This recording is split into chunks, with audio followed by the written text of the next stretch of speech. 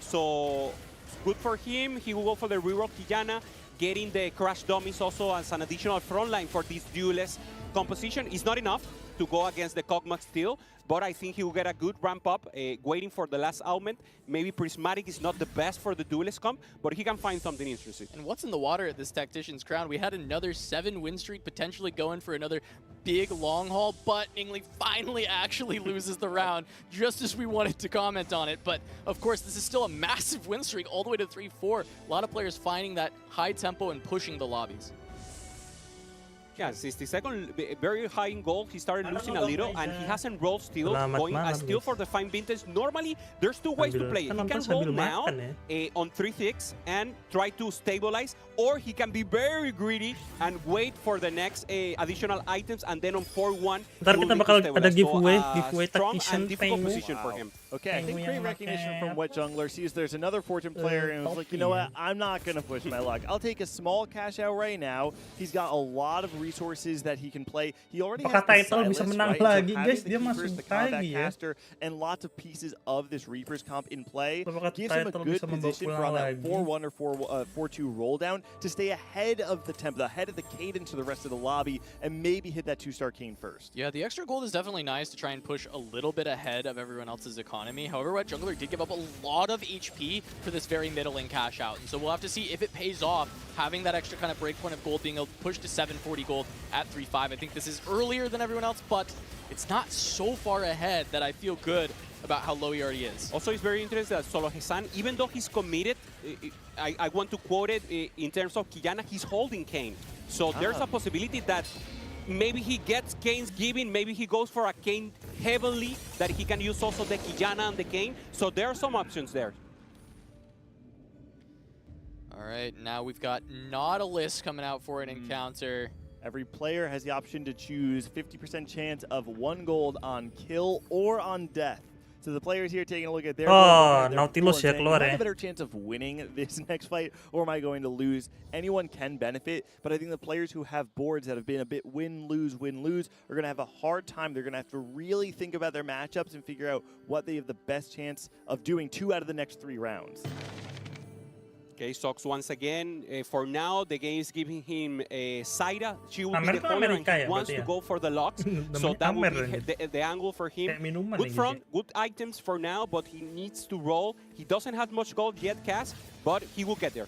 Yeah, I mean, and Sox is keeping the tempo, right? He's got the full win streak in stage 3, so being a little bit lower gold is definitely worthwhile, rolling a little bit more aggressively to put this board together. And we saw just how powerful this board can get. You know, Flancy in the last game taking it all the way to a 2nd place against Dish Soap. So Sox preserving a lot of HP, and it doesn't feel like this comp is nearly as contested as it was in that previous lobby.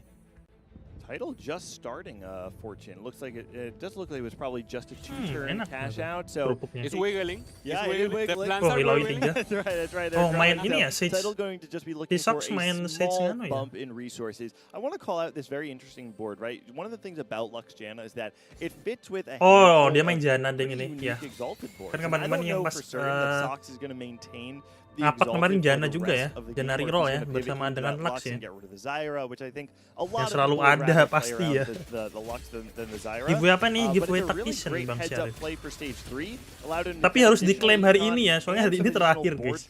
Jadi aku pasin sih. Karena aku coba tadi masih bisa sih. Jadi langsung di redeem aja guys. He never get the upgrade, so the Silver one was the holder until now. Dan push Hauka lagi bang. Paling nanti malam deep roll down and then stabilize with the Kai'Sa browser comp. Yeah, really bakal 2 game sih. Nanti paling sampai jam 9 doang, terus nanti lanjut Marvel Snap. I think he's going to start jam 11. plummeting. If he levels to 8, rolls down and whiffs, I mean this is game over for Title. It's do or die. 70 gold feels like a lot until you hit level 8 and start Jungler rolling, and once you're there, you realize how fast it goes. And if he doesn't have the 2-star Galio, the 2-star Minggu depan udah PB-nya 12 ya, iya. Yeah, like you said, Cass, minggu depan downhill extremely fast. Karena akhir Juli udah pindah stage 4, at least on stage 5. It could be even later, so that will delay the power of the rest. Let's see who gets maybe a benefit out of this. I think the bruiser, the melee Terus lines are good with this because that prismatic normally doesn't help them so much unless it's ideal. Yeah, and we're looking at some of these melee players, right? Like pasti what jungler as Keeper's combat caster. Like some of them have very good early augments. They're like, you know what? We can stop here. That's fine with me. I don't need any more than that. Like, Ini jungler poinnya 3 udah. I don't. We're Udah okay. game keberapa sih? Coming in, you can see on the right hand side, players figuring out. Kalau game ketiga berarti dia juara 8 mulu dong. Level 8 coming in for Ning Lee. Big roll down. Has the Senna 3 in place already. Round 2 ternyata. Gets to decide whether he wants to play Berarti the 2 game. Baru 2 game berarti ya. Yeah, 4 Sniper, 4 Warden. You know, now you're playing a board that's very similar to the Ashe composition, right? But instead of playing a 2-star Ashe, you got a 3-star Senna. It sounds pretty good to me. We almost never see this, but it is kind of like a benefit of Caretaker's ally because you're not rolling that much.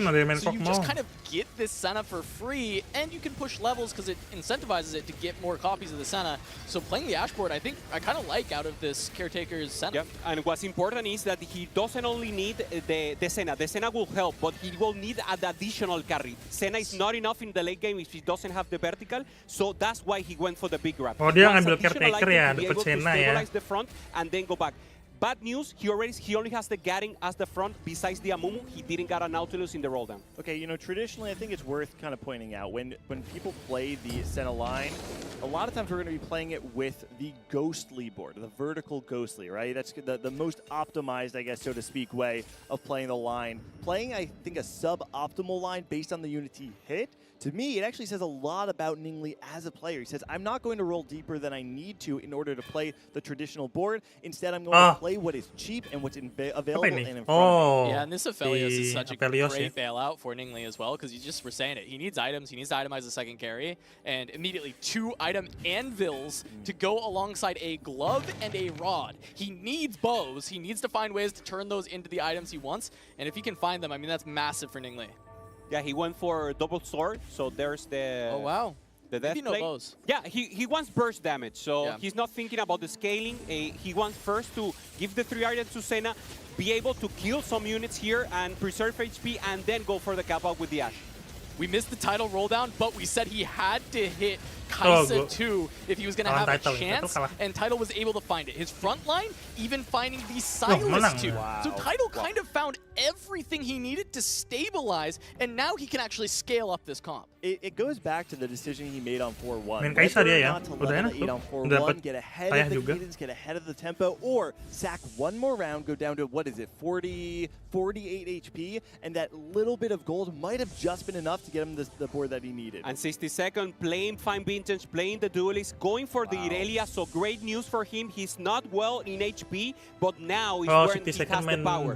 Now he has the rest of the Fine Vintage artifact, the support items that will help him so much, and now he needs to step up. He needs the Irelia, he needs the Lee Sin too, and now that power pack will help him, but he's not in the great position. He even found keepers to go alongside like Randuin's and Knight's Value. He found a lot of ways to like stack up power, but he's on like 1, maybe 2 lives. So 62nd, while this board is really insane, it is kind of a matter of if he can hold on against anybody else finding something big and taking him out. Doesn't have too many itemized carries. I think when I look at this no board, offense, right? Yeah, he's got no offense. Even the Thieves Gloves on the Lee Sin, you see it's rolling Warmogs and Bramble Vest. You don't have the DPS, even though you have a lot of value in your front. Overlay-nya kayaknya bagusan yang apa kemarin deh. Apa kemarin kayaknya ada Zeeks, it's a bunch of defensive support items. So actually, we'll see. I don't know, like, look at this Galio. I wonder how long it's going to take to actually kill this thing. Yeah, let's see if it's enough. He goes for the Thieves Gloves in the Lee Sin. At least that's something. Normally, you want 3 items on Lee Sin, you want the rest of supporting items, and then on the late game, you go for the Irelia. Let's see if it's enough. If it's enough against the King. It's only 1 star yet for Grea. Remember him, so it looks good. Lee Sin making some CC there. Mana ribbon for him. And good stuff for him. So the bad news is it did take a very long time to kill this Galio. It looked a little bit pitiful, the damage. The good news is none of his units can die. They just are so incredibly tanky. Well, I think it took some time there. We have to also call out Grea's not hit the King too, right? And so we have to see how this 62nd board's going to handle playing against boards that have the high DPS. I think that's going to be a very different tale than the fight we just saw. Okay, now the final four. Wet Jungler, he was celebrating completely there, getting the K too. So now he's in a great position. I love to see the celebration. I'm so glad that we finally have camera here to see the way they are reacting to the roll down. The rest of them are not very happy for now. Or I think it's just cold-minded, but that celebration from Wet Jungler is good to see. Oh, I mean, they're playing live in Madrid right now too, right? Well, imagine playing in front of the crowd, you hit your forecast, everybody's cheering, the energy just starts to go electric for Wet Jungler. Sox level 6, 50 gold. Si Title orang apak sendiri aja di lobby ini. 1 Lux off, 3 Jannas off. He's going to hit everything, and he's still very high in HP, 48. Yes, the lobby is pretty squished, right? A lot of them in the middle are very close together, but still, he's got plenty of life to work with as we see Solo Gazong versus Wet Jungler. Wet Jungler did just get that hit, and you can see the Kayn just eviscerating these duelists, but it is just a matter, can the Lee Sin get the targeting? Not going to happen. Wet Jungler going to deal some more damage to Solo Gazong. Yeah, Solo Gazong is playing with 1 augment less. The Caretaker hasn't given him the Qiyana 3. He's 1 off, so not in the power spike. And he needs it. He has 3 items committed to her, and that's his power spike. HP is looking a little tough for Greya right now, sitting at 7 HP, still not on the Kayn 2. And the tough part about it is, you know, you look at 60-second, 50 HP, but it's 35 HP for 6th place finish, which means even if Greya can get to a stabilization point, it is an uphill battle to even try and bang, bang, Karis. I mean, big thing, Wet Jungler hit, he did not, right? Like that is, you know, that's the Kayn difference. You know that you are going to be contested in this line, and sometimes you're just not going to get there. Still the Exalted for Sox. So, I mean, he's been grinding the Exalted from the start. And there it is! 5-1. That's where we're going to get our thanks, Lux. Oh, wow. 60-second. Oh, never mind. I thought it was an insta-pickup. It looked like... Ditutup dengan prismatic ya. Component anvil right now, actually. Yeah, it might just be bugged. We'll just there we go. Now we got it. Okay, there's his pick. Solo Gazong has the possibility of Duelist Crown and also stationary support. So, both good possibilities for him. Anyone will serve. Greya finds new recruit and says, if I roll down right now, maybe I can find a way to stabilize my board even more. Sox find a lot for his board. Looks at the Janna 3, the Lux 3, both coming in, and has 2 alongside this Exalted board. But Sox the pick up with it. Oh my goodness. Pretty crazy. Huge pretty nasty. And I think I love that from Greya, though. You were saying, you know, new recruit, you get to add something to the board, but also just guaranteeing that he gets the Kayn 2. It's the most likely way he can outlive 60 seconds. This doesn't feel good, though. No, I mean, he added it. Apakah Greya bisa selamat, guys, Greya? Kayn 2, which you're already expecting. Lawan Wet Jungler dengan Kayn. Refractor, look at the Dawn being added. This is the way better Kayn on the side. Kalah dong ini mah. Kaynnya lebih bagus anjir. The back line of Greya is going to start to fall. It starts to wrap now to the front line. This Galio is going to mati-mati tuh Kaynnya. But I mean, you can already see Wet Jungler's units are not falling. He's got the Kayn and the Yone. The aggro toggling's not going to be enough. Greya's going to fall here. Will be an 8th place finish for the American player. Yeah, it was tough. It was tough to see. He actually hit the comp at the end. The items were good ganti for set kapan bang? Ganti set but akhir not bulan enough bang. damage for him. So I halo bang think botol. the fact that Tani he Baderli didn't cocok buat main apa bang? Prismatic in the end. I don't Duelist think ya. the new recruit did so much for him. Duelist. He needed Duelist, power. sniper He needed that bagus. consistent power to keep improving his board. And now Nimbly, with the possibility of getting the 92. Good edge, and he has the technical deadly, so a lot more power for the rest of the units. This is great for snipers. They need that additional damage to multiply with the range. Yeah, I mean, finding the nanti habis satu game ini kita giveaway is massive. Being able to get, it's actually an offensive tactic. Kalau bisa kalau Lena sama Rhythm guys. To the Ash, so now you got 2 items on Ash. Very, very solid. We see that Title hasn't lost since that big roll down, able to massively stabilize around this, and this time maybe gonna lose that streak because Lee Sin wraps and just takes out that Kaisa immediately. 60-second. Still able to Bang hold Okluk on main a little bit TFT longer. juga. Man, we were talking about 60-second not having any damage. I mean, malah nggak mainin got it Pengu now. Party looks like sama he got the sekali. TG off Belum of kelar the di Lee sini Sin, Pengu right? And that's a big Party. part of Dia it. udah Now pada he's got kelar the belum? Infinity Edge, the Bang Bloodthirst, the Karisan, Guardbreaker, Bang 3-item Okluk. damage. Lee Sin is going to make his damage infinitely higher than we saw in the middle of the game. 60-second, 3 HP though. Yeah, 3 HP is actually a very risky position, but he's strong. He's trying to roll down. Oh, he has the pair of Arelia. He needs to hit it to start. It will depend on the face-off. He cannot move. So the position is actually very free for the rest of the lobby. So this will be very important to see if the Lee Sin once again is able to go to the back. Yeah, but I love that he's able to just push 9 and play a Heavenly, because even just adding that Malphite is giving stats to the entire board. It's going to help out quite a bit. 60 seconds just trying to get every ounce of power he could squeeze out of this. Is Title going up against Solo Gazong. Title, since that last fight, found the Udyr 2 to go alongside this as well. playing the 4-trick shot, and it's just such a sick unit. This Solo with the Kiana 2 as well, and 3 Exalted means this board's significantly stronger than we saw before. Oh, the 3 Udirnya, Jir!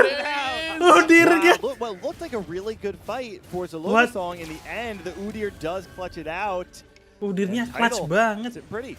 Iya bang, masih belajar main TFT, nunggu ganti set baru main lagi nih. Kurang ser sama set ini. Kebanyakan pada kurang ser. Kayaknya yang pada main di set 10 kurang ser sama 11. Emblem potentially for Ningli, and then also just Dragon Lord is very good, and 60-second actually gets that to add to the duelist board he has, which is already running Dragon Lords. I think there's a lot of people who got to pick up things that they wanted very much. Ningli gets the Sniper Crest, Sox gets the Gargoyle Stoneplate for the Lux Amumu comp. I think many people went into this carousel getting the exact item that they wanted.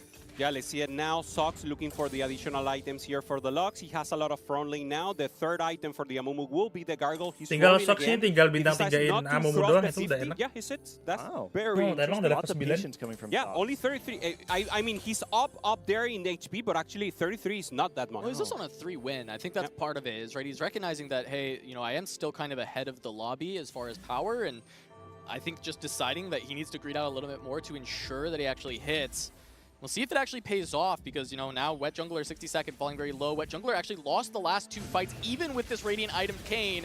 He's going up against Solo Gasong, and immediately Lee Sin is on the Kayn. We've already seen the Lee Sinnya langsung kena Kayn. That does mean Lee Sin will go down soon. It's up to the Kiana. Hilang, kalah anjir. Kiananya GG. I think Wet Jungler going down here. Solo Gasong gonna take him out, and even with that strong Kayn position, Wet Jungler going to fall. Kiananya gila. A 60-second barely lives, just holding on with the one Aurelia with just a sliver of HP. Aduh, udah si Udir sama Volley. Iya tadi aku dukung Elgangsing bang. Elgangsing udah keluar bang Chris. Kalah sama Elgangsing lainnya ya, Kiana ya. Mainan gangsing bundar. To be honest, this feels a little too greedy to me. It could be though that he sees his pool, right? He can see who he's up against, and if he thinks he's confident about the options he has to fight, maybe there's a reason to greed. Everyone level 9 except for Sox. He's on level 7, so he's got a big level disadvantage. Oh, man. Even with these 3 stars, I think it's very likely he takes a lot of damages. We see 60-second facing off against Tidal. Look at the Udyr creating all kinds of problems on the backline, already resetting into the offensive form, and he's not targeted too heavily yet, but finally goes down. It's just the Kaisa, and wow, 60-second has really scaled up with that fine vintage. Yeah, the keeper doing the push-up of him, right? Irelia is in the front, but she gets the seal. The Udyr is not enough to actually kill her directly, so great position for him. And Sox now is at 2 HP. You think he will roll now?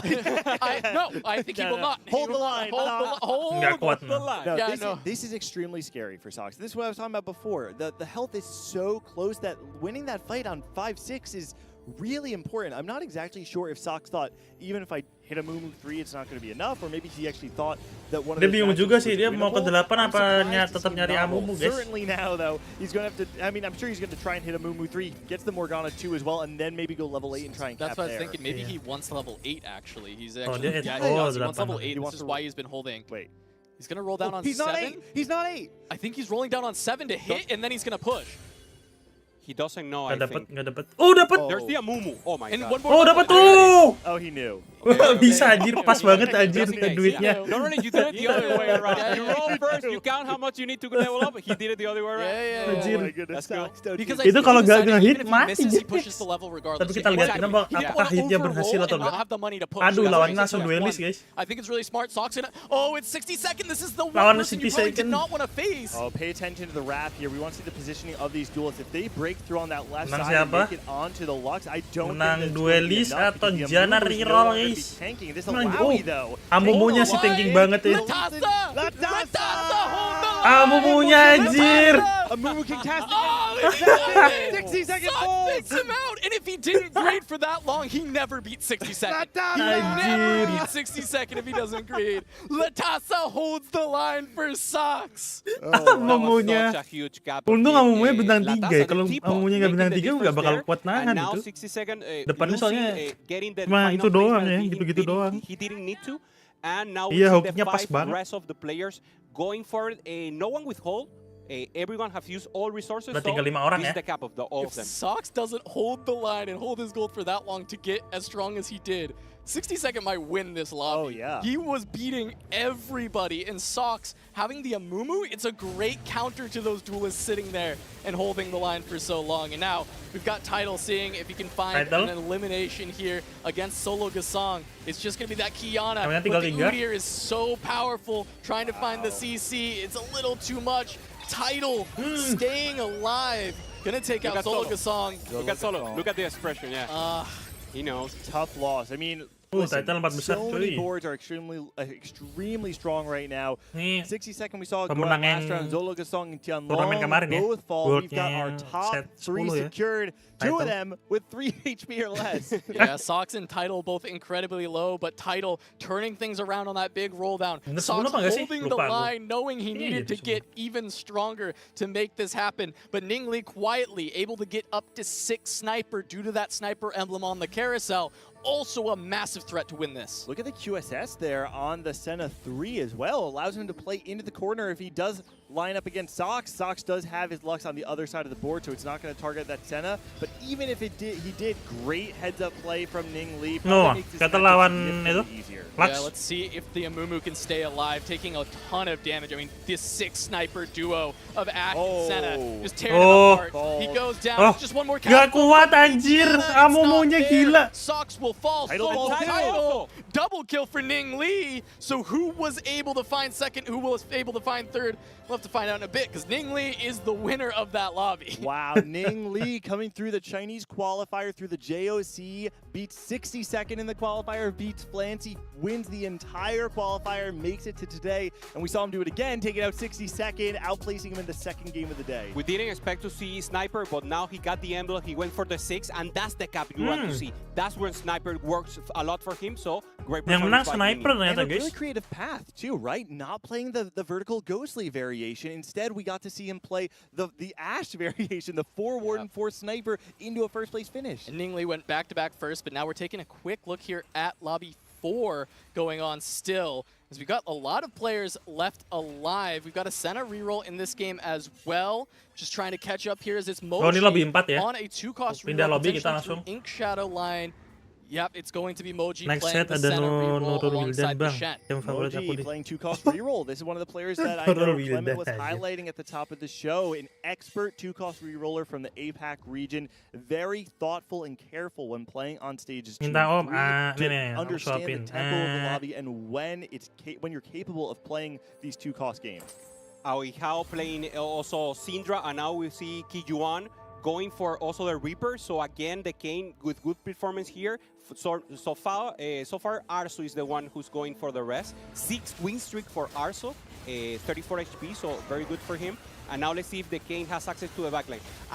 Let's talk about, Ken, the lagi-lagi. players. We have Cambis here, also one of the representatives for EMEA. He did a great performance. You talk about Moji again. Any other highlights you want to mention? Oh, I mean, you got to talk about Ahao, right? Yeah. Ahao, the only 2-time winner of the TOC in China, right? This is a fan favorite. I think public perception, we've got some analysts saying 60 seconds is one of the best representatives. Public perception, I think a lot of people look at Ahao and see the most decorated player, regionally speaking, in China. They have him as a favorite for this event. Well, he is the highest earnings of any player in TFT because of those 2 TOC victories. Even, you know, you would think Malala, but no. It is Ahao.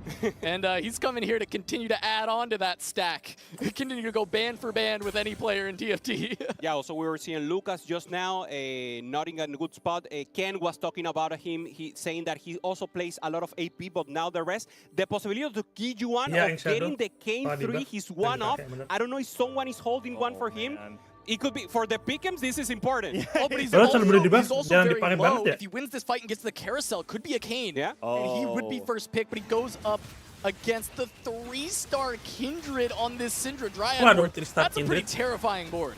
And it's really all about whether the front line can hold up, right? They can. The Syndra's just hitting the Kane immediately. Anjir. Ornya nggak mati-mati juga. Now there's no more damage. Hiternya banyak sih. Unfortunately, does not get an opportunity to make that Kane 3 will fall. Also Lucas, let's see if we get him also. Oh, Emoji also eliminated. Wow. So now we see there the confirmation. Lucas as well. Lucas as well. And you know what, Emiya, coming up short on some of the lobbies we had otherwise, but in this lobby, they're sitting pretty.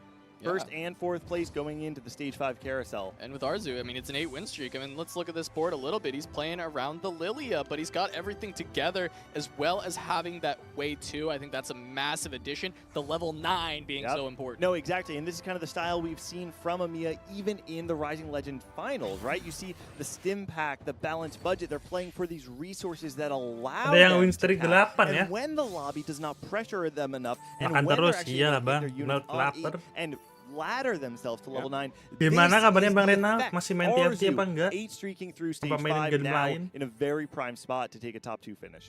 Yeah, Lituchuan, I want to mention that he's playing 5 in shadow. We always talk about normally you play only 3 and go for the ghostly vertical line, or you play 7 with the emblem. He decides to play 5. He's buff, so it's actually a very good performance, but normally it's not the cap of the door. So very good flexible play from him and actually performing so far. This might be Arzu's board. Very well be. I didn't notice the way 2 in that little way 2 anjir. I think that way 2 is certainly one of the reasons why Arzu is able to maintain this streak. There's so much damage, but the front line tapi depannya nggak kuat. Nautilus in the back line now, and that Kaisa was actually able to target the corner there. Wow. Yeah, that is a big pickup, able to find this win against Arzu, who was on the full streak, and Arzu was pretty low already, so actually being able to find wins is massive. Okay, once again, let's see again a little of Arzu, 19 HP. Mantap the tuh Demon. Buruan Bang sebelum he's very cap. He's amazing because he already has the set, so the 3 items on will enable him to get items to the rest of his champion. So he's chilling here. He wants to go to level 9. He still has some life. Not many gold gangly, so maybe he cannot get to that level 9. But he doesn't have another way to cap this war. He has to go there, trying to improve, getting maybe a Annie in, or maybe make only invokers and the Asir. Iya, tapi Kaisa pakai Soji tuh emang bikin cepat, bikin gak ada damage sih. Karena tuh bingung juga gitu. So the question is, does Ahawe have enough HP to sack one? Tapi aku lebih suka nggak pakai Sojin sih. Might have enough gold on 6-2. Problem is he's up Biar against damage-nya, board, which has dulu a damage-nya ton of sakit. damage. Yeah, it really just depends if he Dan wins harus this, Patrick and shot. the Ornn is Biar kind paling of nggak holding it, so should membantu be able sama to make attack it speed lah. happen. It's very, very close fight, but Ahawe finds it, and I think that will buy the space to actually be able to set Arzu one out. langsung kalah anjir, win streak-nya pecah ya guys ya. Sitting at 7 Dua kali from a kalah. spot that we thought looked very good on this level 9 Mythic board. Could actually go bot 4 from a position I thought was kind of locked for a top 2 or 3. Kalau aku Yeah, Sojin he's strong. iya He's sama making a lot of Lasword. damage, Iya, but he item doesn't have the pentingnya bukan burst 2 damage. itu So iya now, sama Lasword. thinking about He the has 71 gold. Last call Lasword, okay, Last Whisper okay. anjir, You know Lasword. what? He's kind of chill. I Nah, think he was just kartu being Yu-Gi-Oh brave. ya guys He was ya. saying, I can sacrifice this HP, and what I can do What instead the heck? is maybe I can try and preserve gold, preserve time, and if I can go level 10, go for a true win out and lock in that first place finish. Yeah, he will look for the legendaries. He gets the Malah Wukong LS 2-star, the aduh. Rakan 2-star, and then the additional verticals. That's the way you want to play the Lilia comp on his cap level. He's going to get there with enough gold to do it, and also having the way, 10, means the possibility of getting wey. those legendaries also faster. On 2. Yeah, Champion Conference gave him a Recon, immediately gets the Recon 2. It's massive for Arzu to be able to just Recon continue 2. to upgrade this board, getting the Altruist online. So we'll see as Canbiz also capping out a Lilia board on both sides of the Zamia players, That's playing around the European Lilia. special. It seems like EMEA has been loving this Lilia, and while it wasn't successful in some of the lobbies we saw earlier, both Arzu and Canbiz are finding decent spots. Canbid's one of the favorites from EMEA. Lots of players hyping him up. Mas I've heard Wisword him di set called the 11. best player from Ini kenapa? EMEA right now going into this player. Kan Didn't banyak have the set damage- that I think some damage people physical would have ya. expected Harusnya from mah him. physical ya. 4.2 AVP across the set is not the Canbid Atau many juga know, sih. but he's showing up in a way many people have seen before in game number 2 right now. Yeah, now it's AoE from Canbiz versus focus damage, so let's see what is enough here. And this is the problem Ini now menang- for Canbiz. Iya, He menang. doesn't have like the strength to actually kill the front line as soon as possible, so he's going to go down. He still has HP, so it's not elimination for him. Udah In mati. danger Si is Arzu masih Lituchuan menang, and si Arzu. Arzu.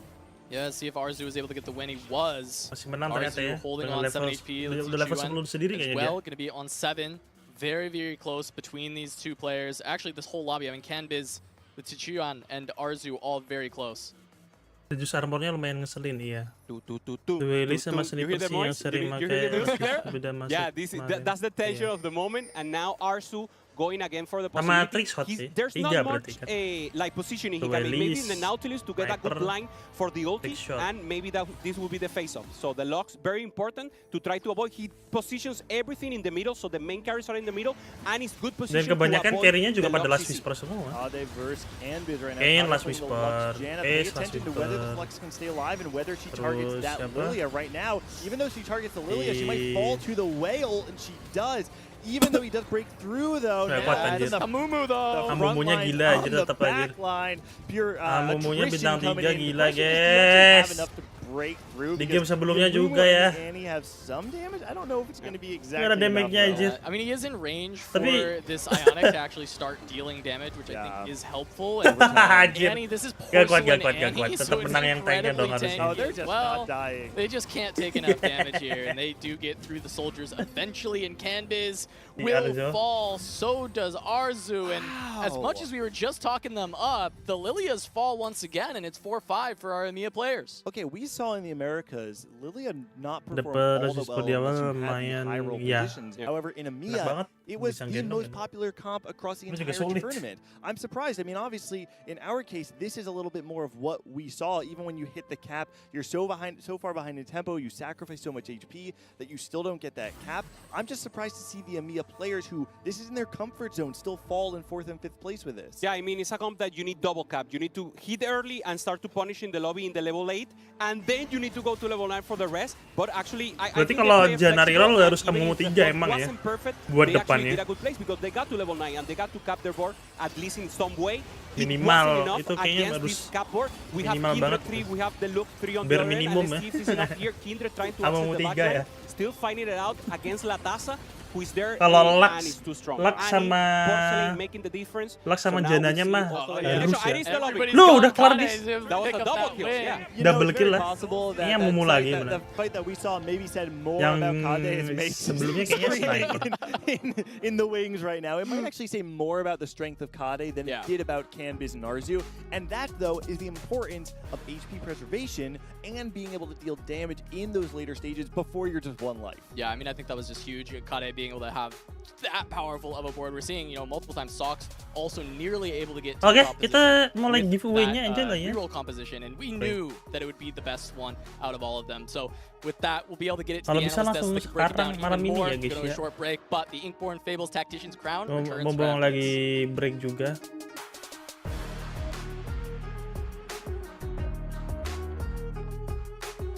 funny because it's ascending augments, so that's the prismatic. Oh! So just there's a prismatic augment's just gonna pop up. Gue main rank 2 patch terakhir, Lux Janna gak ada nerf anjir, kayaknya bakal meta sampai akhir. Early augments, they're like, you know what? Ya, tapi biasanya ntar habis That's fine. turnamen ini ntar biasanya ada patch sekali. Double kill for Ning Lee. So Sampai who terakhir. was able to find second? Who was able to find third? We'll have to find out in a bit because Ning Lee is the winner of that lot. Aku mau. Wait. Yang ini sini. Sambil kita menunggu ya, ini masih nunggu 2 menit. Kita bisa giveaway dulu. Seperti biasa nanti bakal aku cek guys IG kalian, jadi tetap harus pakai IG ya. Nah, ini sekarang gampang aja. Inkborn. Fables. Nah, add-nya ini adalah add IG kalian ya.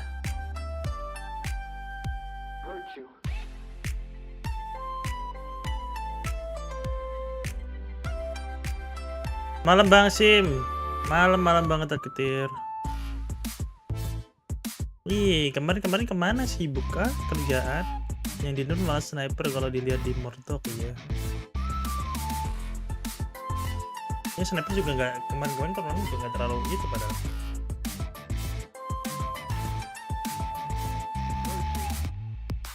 Formatnya udah kau kirim ya, yang mau, yang nggak mau ya sudah. Mumpung orang dikit guys, langsung aku periksa aja.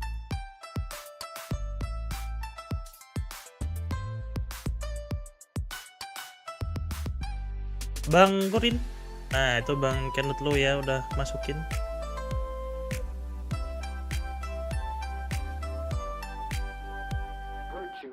Baru 1 orang. Di shop ikut gak sih?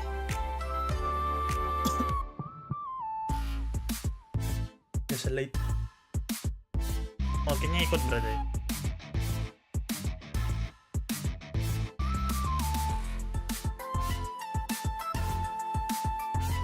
Syaratnya apa itu? Ikutin yang udah aku share itu. Terus kasih IG kamu, add-nya tuh IG kamu.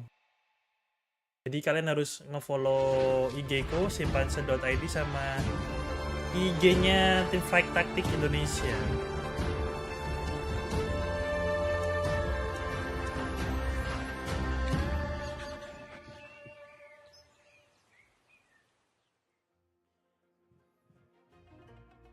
We are now 2 games down in day number 1 of the Inkborn Fables Tactician'S crown, so what better way to keep the party going by discussing what happened in that game. Now, I think something that's really interesting about this meta right now is that augments can really make or break your game. And in one of our players' augment choices, we got Fine Vintage, which feels like a throwback, a blast from the past. Yeah, 60-second really pulled out a save right there for Fine Vintage. I'm going to take you on a journey through his thought process. He actually low-rolled at the start, getting spiked at his first langsung aja ya, 3 orang ini siapa yang bakal menang? Jika anak lu ketar-ketir atau si Kurin. Augment where he was waiting for those item drops from the augments. Especially that was really sad for him. Udah follow IG-ku belum? On his Lee-Sin to secure himself stage 4, and then he knew the item prismatic augments always drop with a reforger, so with a remover, so you can take those off, and then he put back his IE to cling back a 6. That should have been an 8. I always want to celebrate when good players make good saves. Yeah, that's really exciting to see, but I think there are also options and opportunities where the menang augments actually can really help you out. Yeah, tenang talk bakal about ketir, defining yang a nonton game dikit kok, plan, jadi right? abis Both ini Ningli mungkin and bisa dapet lah, Suluklang abis match getting ini. the caretaker's ally Abis right match out ini of the 2 gate. langsung aja lah ya. Yana for solo, not necessarily the highest preference, but you can play around it, and he did. But for Ningli, you mentioned it in that previous analyst as Clement, gets a Ntar aku Senna. langsung Now doesn't kirim go for the kodenya Shadow, Bang Kurin. doesn't have any emblem, doesn't go for Dan langsung ghostly di-redeem ya. either. Instead, Kalau decides dari this mobile Senna bisa is probably di-redeem going to dari come around website. one way or another. I won't redeem go Riot, nanti cari di down Google the aja. reroll Kalau route. I'll go pakai further PC and bisa di beyond. Goes for the kliennya. Ash, picks up a sniper emblem of all Harus things hari ini ya off Bang of the Kurin, jangan carousel, lupa. and then also gets tiny but deadly. Like, how much more of a Exodia board do you want? Beautiful game plan. Yeah, it was super well put together, and I just applaud these players for being able to find those creative ways to actually cap out the board.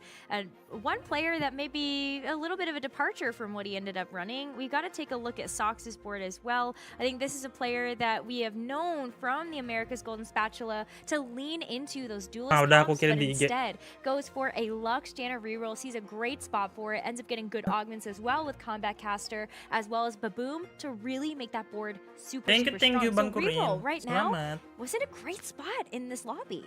Talking about reroll, 4th place, Tian Long from CN, my man, bringing out the Kabuko, or rather Kabuko, the Kog'Maw reroll. I got too excited there. Kog'Maw reroll. That's half. China was dancing backstage. Kog'Maw reroll, my favorite comp. Anyone in the US knows I was a bit of a one-trade start of the set, and it's just such a fun comp, especially when you have the conditions that are met. Pandora's first augment, you get to play for that BIS, which Kog'Maw absolutely needs with the blue buff and Nashers, and then a damage item.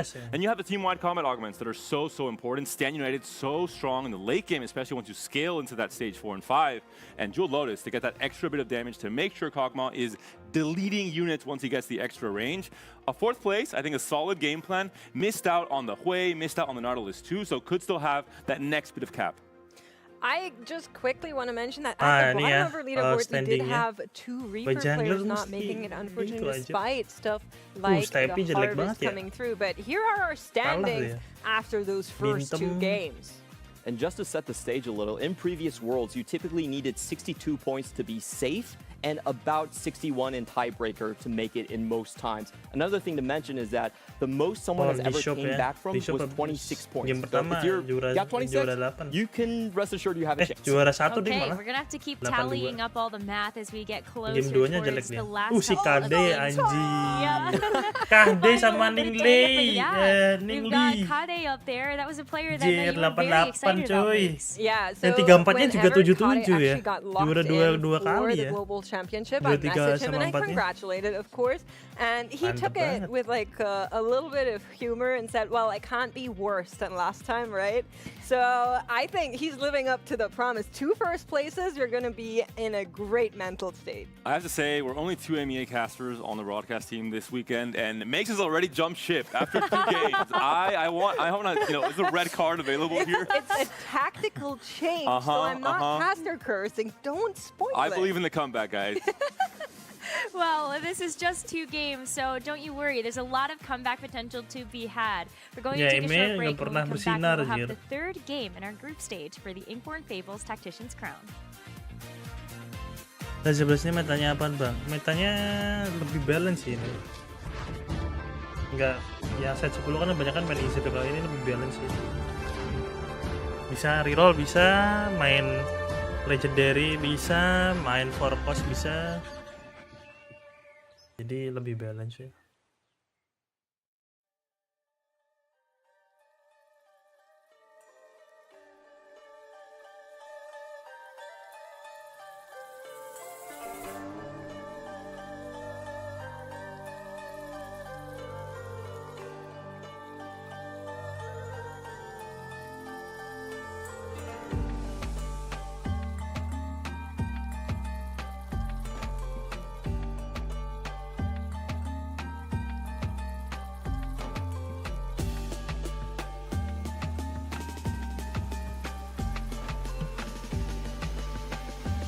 Kita nunggu 2 menit lagi. Ngapain, guys?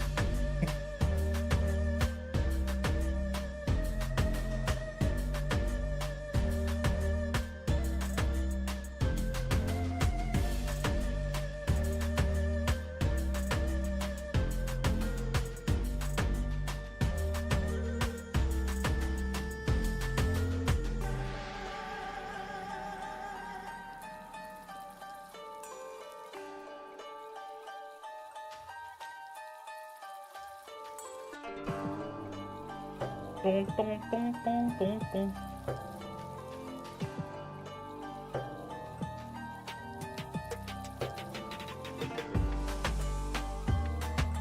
Kita menunggu. Udah 30 detik lagi. Halo guys, selamat malam, selamat datang. Nanti habis game ini ya, kita bakal giveaway 2. Tadi udah 1, jadi ini sisa 4.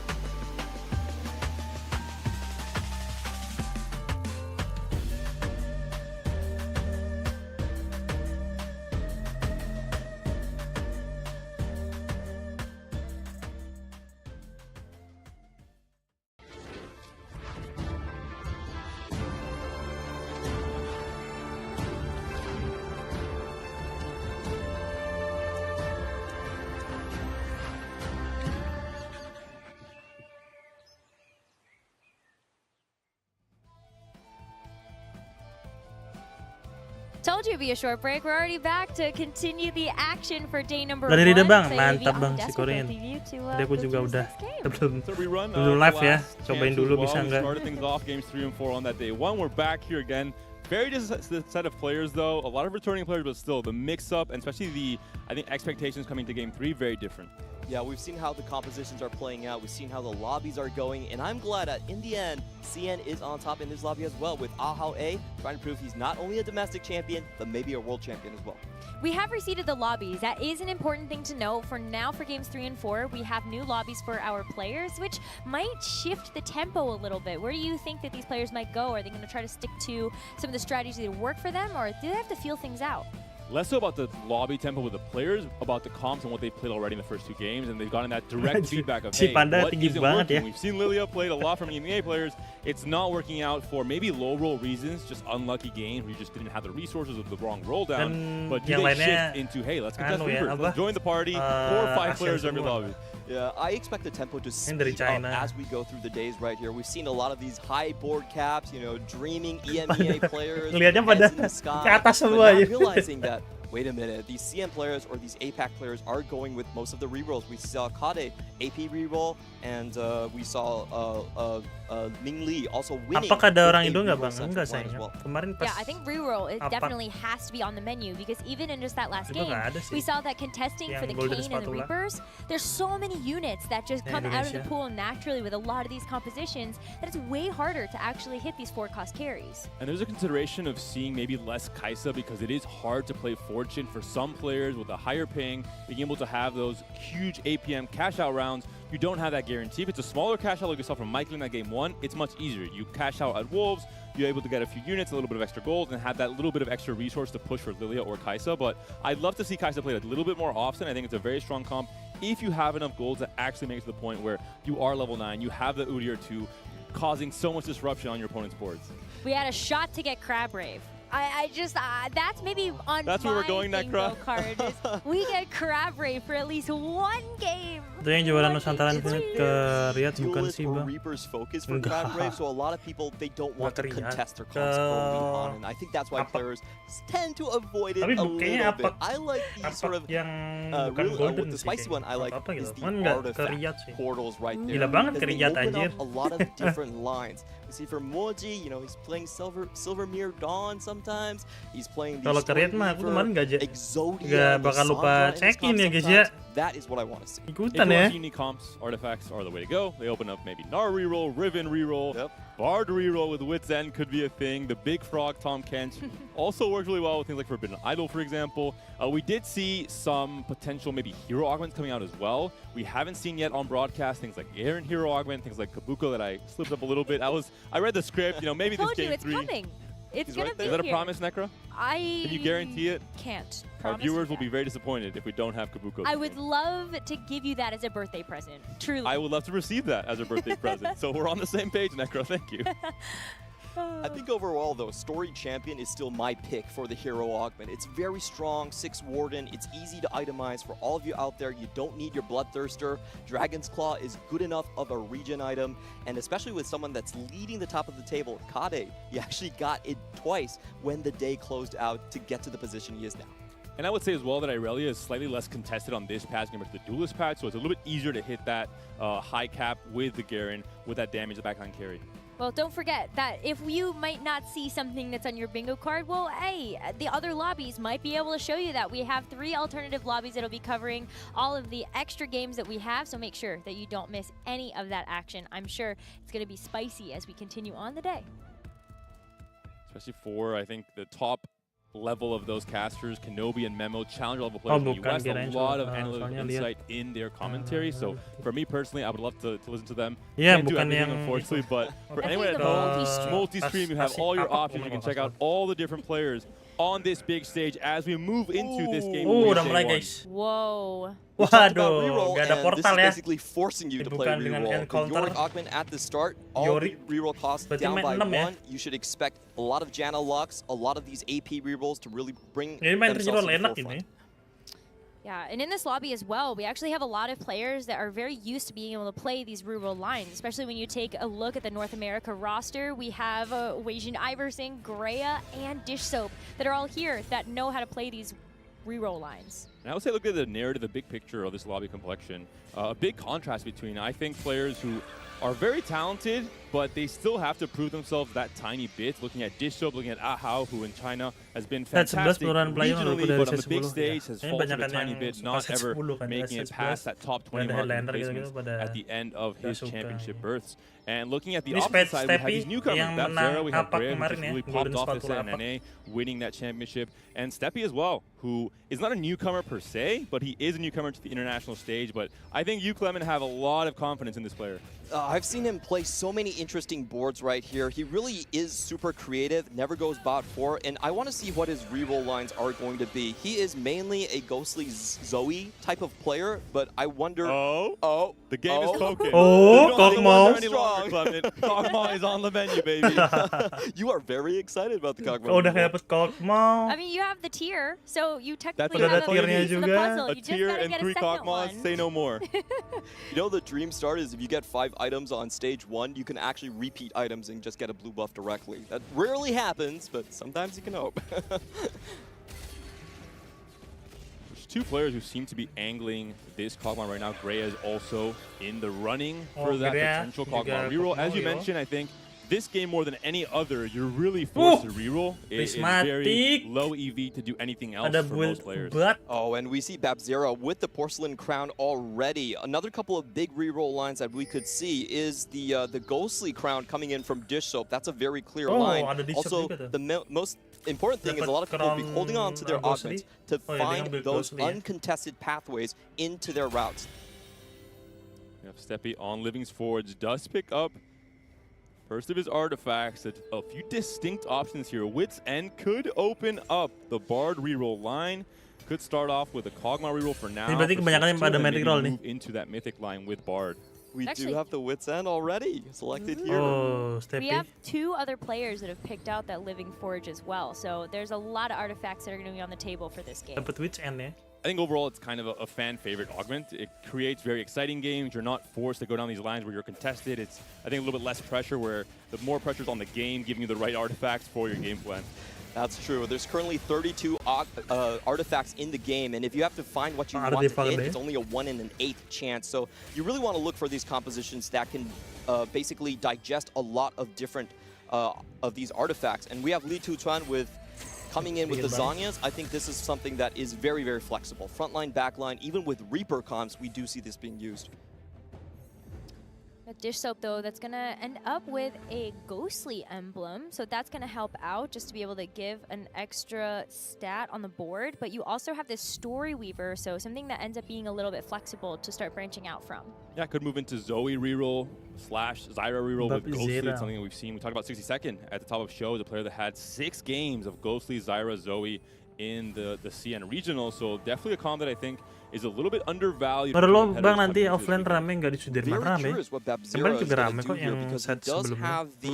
Pumping up augment. It's really good for things like Kaisa and snipers, but those are not typically associated with the reroll lines. So we'll have to see where he goes. Ramein juga banyak. Yeah, I feel like biasanya banyak merchandise, terus ada game-game juga. Story Weaver, so that's a really great augment to be able to help out your Kale if you want to make sure that she can get that 7 Story Weaver online, but you can also go with an Aurelia later that will also get a lot of value from the pumping up. I have the answer to your question, Clem. Oh, let's go. It's Sivir reroll. Oh, TV reroll. If anyone can do it, it's the Brazilian magic. You're cooking. It's actually I've cooked already, really good with first play. Dinner served. Sivir reroll. Oh, enjoy. The pizza delivery. Beliin tiketnya. With just 1 Sivir, I cannot wait to see this. On the other hand, I think Li Tuchuan has found a very comfortable position for himself. He's known to play melee-centric compositions, and he's actually found, I believe, the Corrupt Vampiric Scepter, which is usually hinting towards a Gnar reroll line. Gnar would be great. I'm in for some Gnar, honestly. I miss that composition a lot.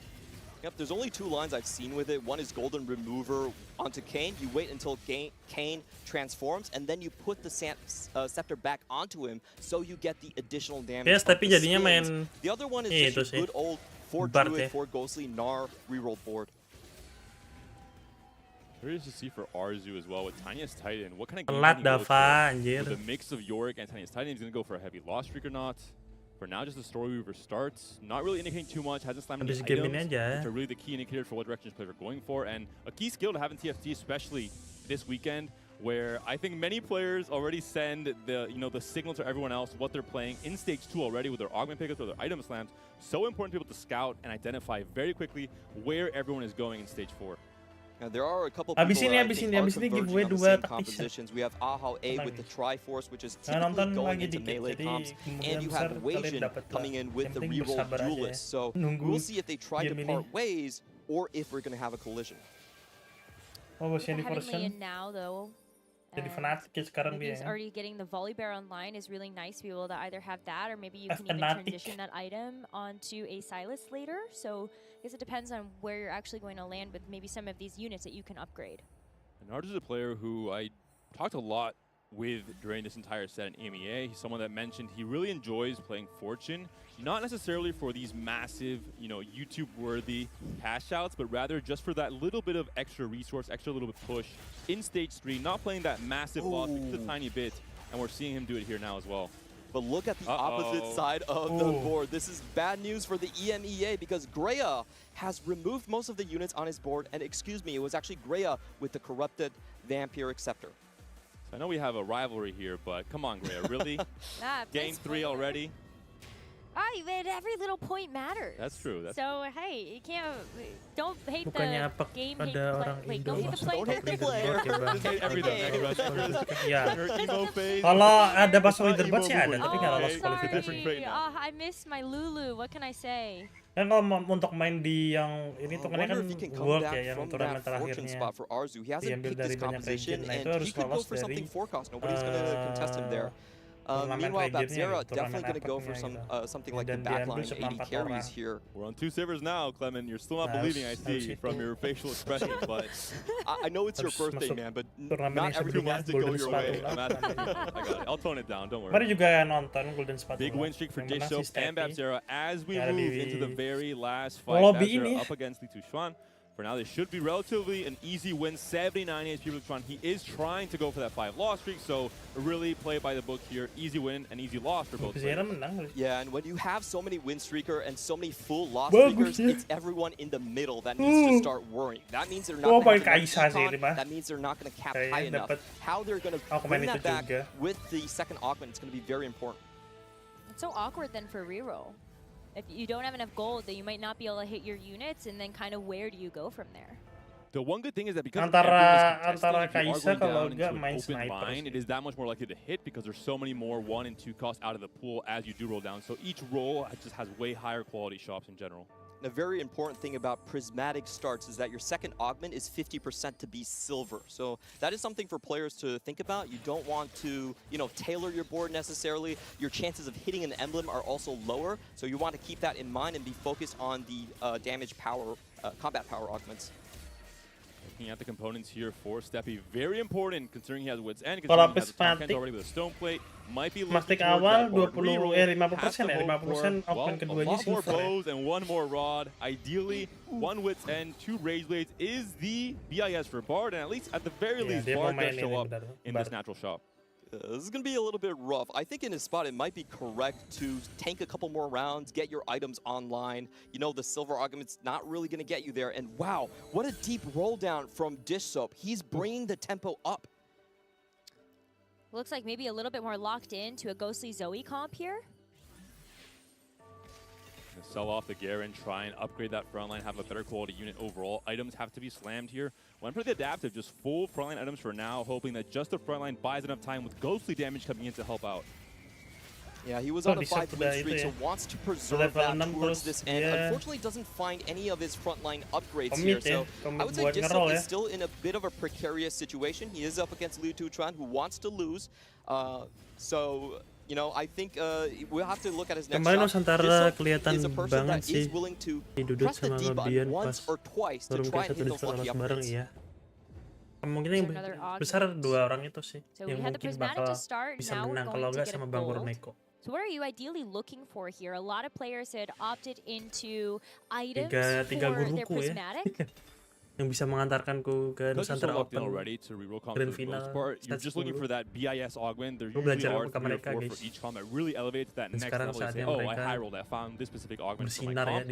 And that's the key here. Tailoring, as you mentioned, Clement, is going to be super important throughout the entire weekend, but especially with rerolls. Ya mantap si Ponyo sih. Si Ponyo bisa itu ya Grand Final lagi ya. A couple of the high roll augments I see right now is Steppy getting the lucky ricochet. Actually, 2 players going into this line with Arzu also potentially going for, I would believe, the Kaisa line. For Steppy, though, we mentioned it. Items are the important thing to look at if he's going to be playing for the Bard. Reroll needs to find a bow and needs to hopefully dia butuh bow sih. Lose the next 2 fights to make sure he has priority over the bow. That could be so relevant for so many different comps as we've seen across every single set of TFT.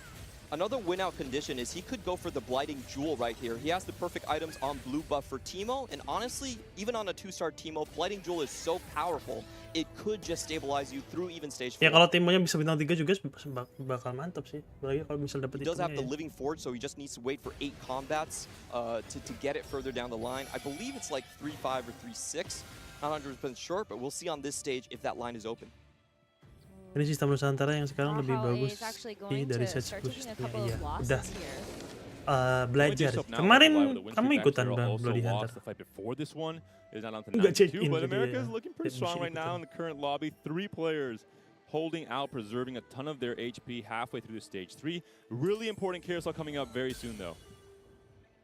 How does Dishop high roll every game we watch? He's been multiple win streak, 18+ win streak in game 1. Let's see if he can do it again. I was talking about the frontline sort of compositions here, but you know, he's got his backline very solid at this point. Seems like so many players are one component off away from a really important item for most of their carries. He found the big grab back to make sure that he continues his win streak, builds the Nashers for his Zoe too. Down on the streak, and now we finally see Ahao A is going for maybe I think most likely the Reaper line, and does actually find a pretty good support item here. The Randuin's is going to keep his entire front line topped off, and it really works with the Bruiser tree. And the Randuin's will be, I think, especially impactful now in stage 3, stage 4, where there isn't really the punish yet with the AoEs, but later in the game you're going to have to lose some value. You're going to have that hard decision making of where to lose your value, and Greya looks to be going down the one of the lines we mentioned, which is Gnar reroll with Vampiric Scepter, with Rage Blade, and it's just funny because Chris told me, I asked him a few questions yesterday, he said, I am not a creative player. I'm sticking to the metacoms, I'm not doing anything crazy, and already he has lied to me. He's going down the crazy line. I feel like he must be forced into this situation, but I want to talk about the items that you have to get the Quicksilver to round out that Gnar, because he's always in the front line, always auto. If there is one player, though, that can roll with these druids, or dryads, it's definitely going to be Greya, though. Played a lot of Syndra Dryad during his run at the America's Golden Spatula, which he won. And even though he says he's not playing creative, he knew a lot of creative routes to actually get to those high-end cap wards. Oh, this is the second artifact, very important here. Let's see what he gets. Death's Defiance could go back onto the Gnar, but he's going double Vampiric. I've never had a player lie to me so much. He's going double Corrupted Scepter. That makes so much Gnar sense. reroll. Yeah, there's some of these augments, Silvermere Dawn as well, that really benefit from the double situation. It's obviously very rare to play for. It happens once in every 1,000 games, really. But it's happening on the big stage, game 3 of this Global Championship, and we have Wits and Bard as well coming online, so maybe one of the most exciting games of the entire weekend, looking at his combination of artifacts. How did he get it? He got the Forbidden Idol. Those are the best artifacts for this composition. We talked about it. It's only a 1 in 8 chance to find what you need, and Steppy has got the best draw. Tapi masih belum kuat ya, soalnya tampaknya masih 1. Well, fortunately not going to be quite enough this time, but I mean, Steppy is just a couple of units away from being able to have a great board. And I do think we need to explain what some of these artifacts do. Tapi ya sakit juga gitu ya, nyawanya 350. Means your units cannot no longer use their abilities, but they get a ton of AD and sustain. And for Wits End, it kind of replaces Gunblade in the build for Bard and really elevates Bard to, in my opinion, a playable comp, because the extra Omni Dime is so big with the double Rage Blade. Bard is, of course, one of the rare mixed carries that scales off both AD and AP. And overall, I think playing Bard without Wits End is a bit of a troll, especially on the big stage. You have such strong players building incredibly strong boards. But with Wits End, all of a sudden that door is open, and you can please us, casters and viewers as well, because it's a very fun comp to watch. Arzu looks like he knows he's kind of beat off that sort of low-cost reroll of the trick shot line. He is going to go for the Fortune once again. We have to be paying close attention to his cash outs as the game goes on. 21 means he only started stage 2. Usually when you start stage 3, you want that 50 cash out. My personal favorite is going to be that Blacksmith's gloves for your Silas. Is it time to maybe talk about the elephant in the room? Dishop is once again streaking to start things off. TP 339 guys. Maybe it was a high roll game. This game now, I think maybe he's just a player that has finally risen up, finally hoping to make that day 3, making a deep run, which I think everyone expected of him back when he first came to champs. It was a 21st place position in the end, disappointing for him, but I think a chance of redemption. Absolutely. I think he staked out his position beautifully. He had a Zoe to start the game off on stage 2. Ghostly Emblem locked in, and nobody really wants to move into that direction. The only worry I have here is actually Greya's composition, which typically does play with Sword Ghostly as well with the Gnar reroll. Might be harder than for Dishop to try to 3-star any of these units, but you also have a Kane that's kind of sitting and waiting to get an opportunity to actually move in, so you could get 6 Ghostly online. Yang mana Dragon as well is on center reroll. It looks like ngeroll ya. at least the frontline units as well. And overall, I think everyone knows hitting a Laoi 3 is almost impossible in pretty much every patch of this set because of how competitive Apa it ya? is. Boom semua itu. So many different comps, reroll comps, 4-cost comps. Dragon Fish sih kayaknya. It's been a while since we've seen Li Tuchuan, and we have to take a look at his artifacts here. Innervating Locket in the front line, not exactly the best one since these units, don't really cast that frequently. But we'll see on Wajan Iverson's side. Reroll and still has 20 gold, already has found that Tris 3. The big part of that is getting raining gold, where each singular piece of gold with Prismatic Ticket is worth that much more, so a great combo. The only worry for me is that's 2 econ augments. Do you have enough combat strength power with just on a 3 right now? Are you going to be able to skill to the late game when everyone else hits their board naturally in stage 4? Depends on what that final type of augment is going to be then. Emang sabun lagi on fire. Definitely needs a combat out here, preferably keepers whenever you're playing duelist. That sabun usually siapa bang? The best one. Ahao has not re-rolled that much yet. Oh, si Dishop deng, iya deng. That's perfect. This could make up for a lot of prismatic lagi ya. Your other 2 augments, as long as you find the right fit. Ini Steppy gimana nih guys? Comeback nih guys. Picky in terms of what they really want this late into the game as well. He does find the overwhelming force, so that is. Nyawanya udah tinggal 27 look at the combat augment. That's usually a very good one here. I would expect them to. Dia nyari, that on the board pakai roll guys. Other ones.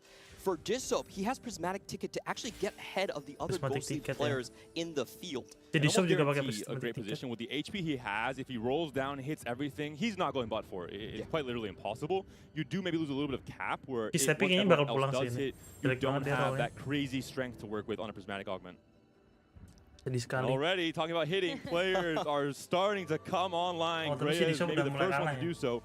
Triple item, Nar 3 already here at 4-2. And he could also avoid the ghostly line here because he did find the Dryad emblem, so it does give him an extra Titan. It's a little bit hard to use for his composition, but it means he can play the 6th Dryad really early on if he can hit that Azir. Definitely seen it done before, so I feel like Greya is just a Dryad magnet.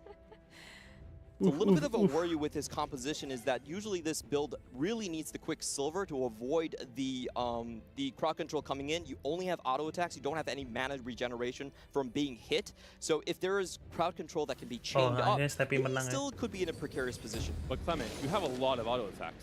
Does that make up for the lack of crowd? Maybe we'll see. We'll have to see. Kindred 3 as well could be a big hit, support that third item, maybe some mana regen on this Kindred as well. Oh, even or auto attack speed. Auto attack. Attack speed lagi ya. We get an Udyr encounter, so we are getting our players getting a support item, and it looks like it's going to be a Zeke's Herald here for Greya, but we'll have to check in on what everybody else has picked as well for these next 3 rounds. Quite a few players did hit up that perspective. Tiga mau dipindahin apa? Nah. Guarantee they hit all of their upgrades. Steppy, Ahao as well, trying to have the 3 charge come online. Tapi doang pengen lihat Steppy. Udah, oke, udah 3. From Steppy, but the Tom can just go 2-star. A lot of 3-cost. Oh, dia pakai Last Whisper ya. Nggak pakai 2 range split ya. Biar ada damage-nya mungkin ya. Ahao was just not being able to find most of his Yones.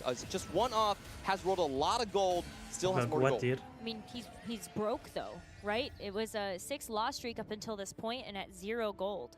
And we saw for Steppy there, the lack of Tom Kench 3, the front line melted a bit too early. Harus 3 sih. Again, the Bard could not do it. Very similar to the Lilia matchup, I think it's quite the case there. And Teemo as well, 1 off of the 3-star. A couple of those Bards are out of the pool though, because we did see Greya actually have Tom Kench in order to fit it onto the board. Oh, Arzu does get a big hit here with the Xayah. He's the only non-reroll player that we have in the lobby in this Yorick encounter. So we'll see if he can stabilize here.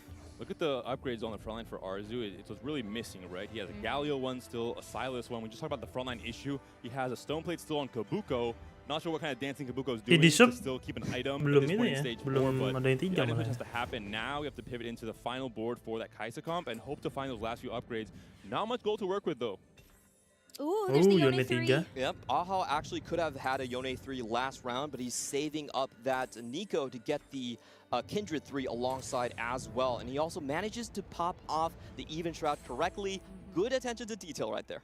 Zero potentially one off of his key upgrade. No gold for Steppy and very little HP to work with. 2 lives potentially still in stage 4. Needs to find the top 10.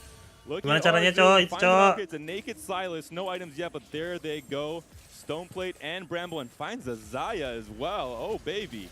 Uses the new recruit to get immediate combat power. This is already stage 4. If he loses by 5 units, he is out. Harusnya tinggal 13 ya. Tapi kayaknya menang nih, mah. Yone could be Tapi Yone 3-nya sih. A lot of Omnivamp, a lot of stats overall, but isn't quite able to get into the right corner. The Zaya and the Kaisa entirely untouched throughout that fight. Nah, Steppy kalah lagi, Jir. Yone tinggal 7, Cok. He also has some exalted stacks right there into the composition. So able to flex into the Janna and give him even more combat power. That Janna's at 280 for the Archangel. That was a long fight, is my prediction. That's a lot of stacks. This reminds me of kind of the OG Janna reroll builds where it was all about Rage Blade and Archangels and just having incredibly stalled out fights with their shielding. I have never Wah, Tamcatch, lu. Ada Tamcatch 2, guys. Anjir lah. Bisa gitu, anjir. 2 dong, anjir. Emang Riot tuh kadang begini ya, ngeselin banget. Ngehitnya late banget gitu, Jir. I really hope he doesn't hit something like the Reapers. That's usually the worst matchup because your flanks are so exposed. He gets Dish Soap and his Tomcatch is on the right side. It's very important for those ghosty stacks to not kill the target very quickly initially. Can his Tomcatch survive? He gets the shielding. He's going up. No! No! Aduh. Tomcatch-nya di situ ya, dipindah ke situ ya malah langsung mati, anjir. Oh no. Steppy's out, by the way, as well. Got eliminated in 8th place. A demoralizing defeat for APAC, for SCA, for Singapore, considering that Steppy, coming into this game 3, only had 5 points. Was already in this kind of comeback mentality, thinking about that 60-61 point cutoff tomorrow. All of a sudden, gonna have to really mount a Herculean comeback to try and get back into it. Just didn't find the right items there. Had to have a Last Whisper on his Bard, which I can tell you is not ideal. Also low rolled a little bit. Hopefully he can come back from that. Just a lot of people that were using the Tahm Kench though to fill out that Exalted tree, so it was much harder to actually hit the Tahm Kench 3, so it just unfortunately happened a little too late. But as we ended up getting our PvE round, we get a chance to take more stock of what is happening around our board. Dish Soap is 1 Shen away from being able to get a Shen 3 online, a couple of Zyras away from being able to upgrade that unit fully as well, and also had the opportunity to slot in his Kane and Morgana later to get the 6 ghosts. This is where the benefits of everyone rolling 2 costs comes in. We're seeing Dish Soap hitting all his units, Nikmati hitting all his units with a Jet Lux Janna reroll. We have the Senna reroll as well, the Gnar reroll. So many 2 costs out of the pool. AP on top for now though. Dish Soap said, you know what? I'm done dominating the lobby. I'm done win streaking. I'll pass the baton on to 2nd place here. Nikmati on a 9 win streak now in stage 5.